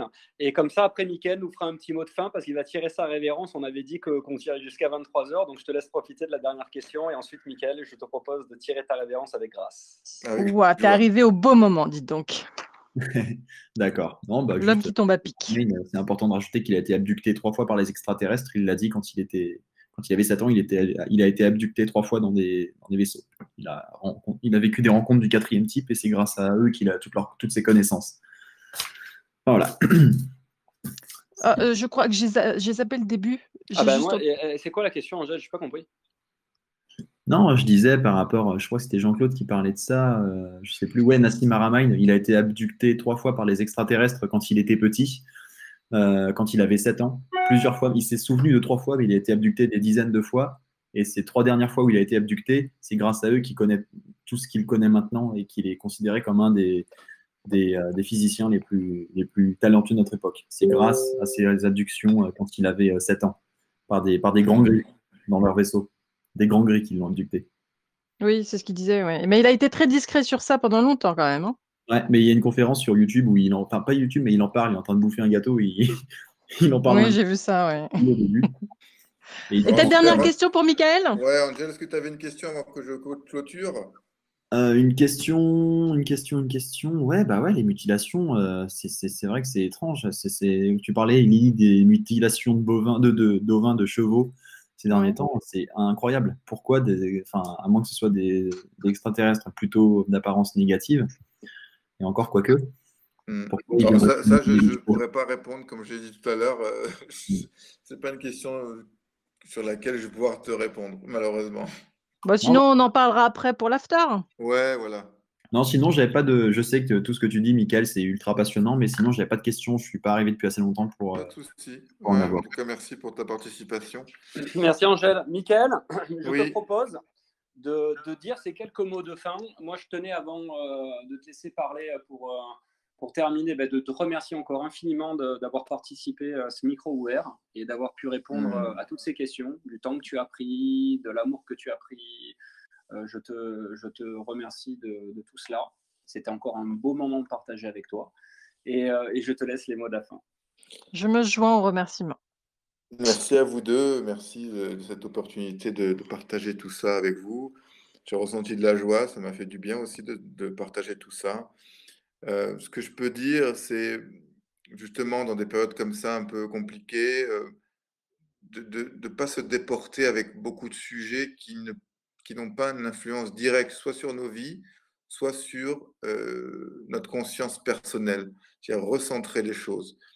Prendre plus de temps où on va travailler sur soi que passer des heures sur YouTube ou à lire des choses qu'on connaît en fait et qu'on revoit sous plein d'angles comme pour se monter la mayonnaise et finalement ça nous fait monter des émotions qui ne nous font pas toujours du bien et qui ne nous permettent pas après de travailler sur nous-mêmes pour retrouver de la lumière.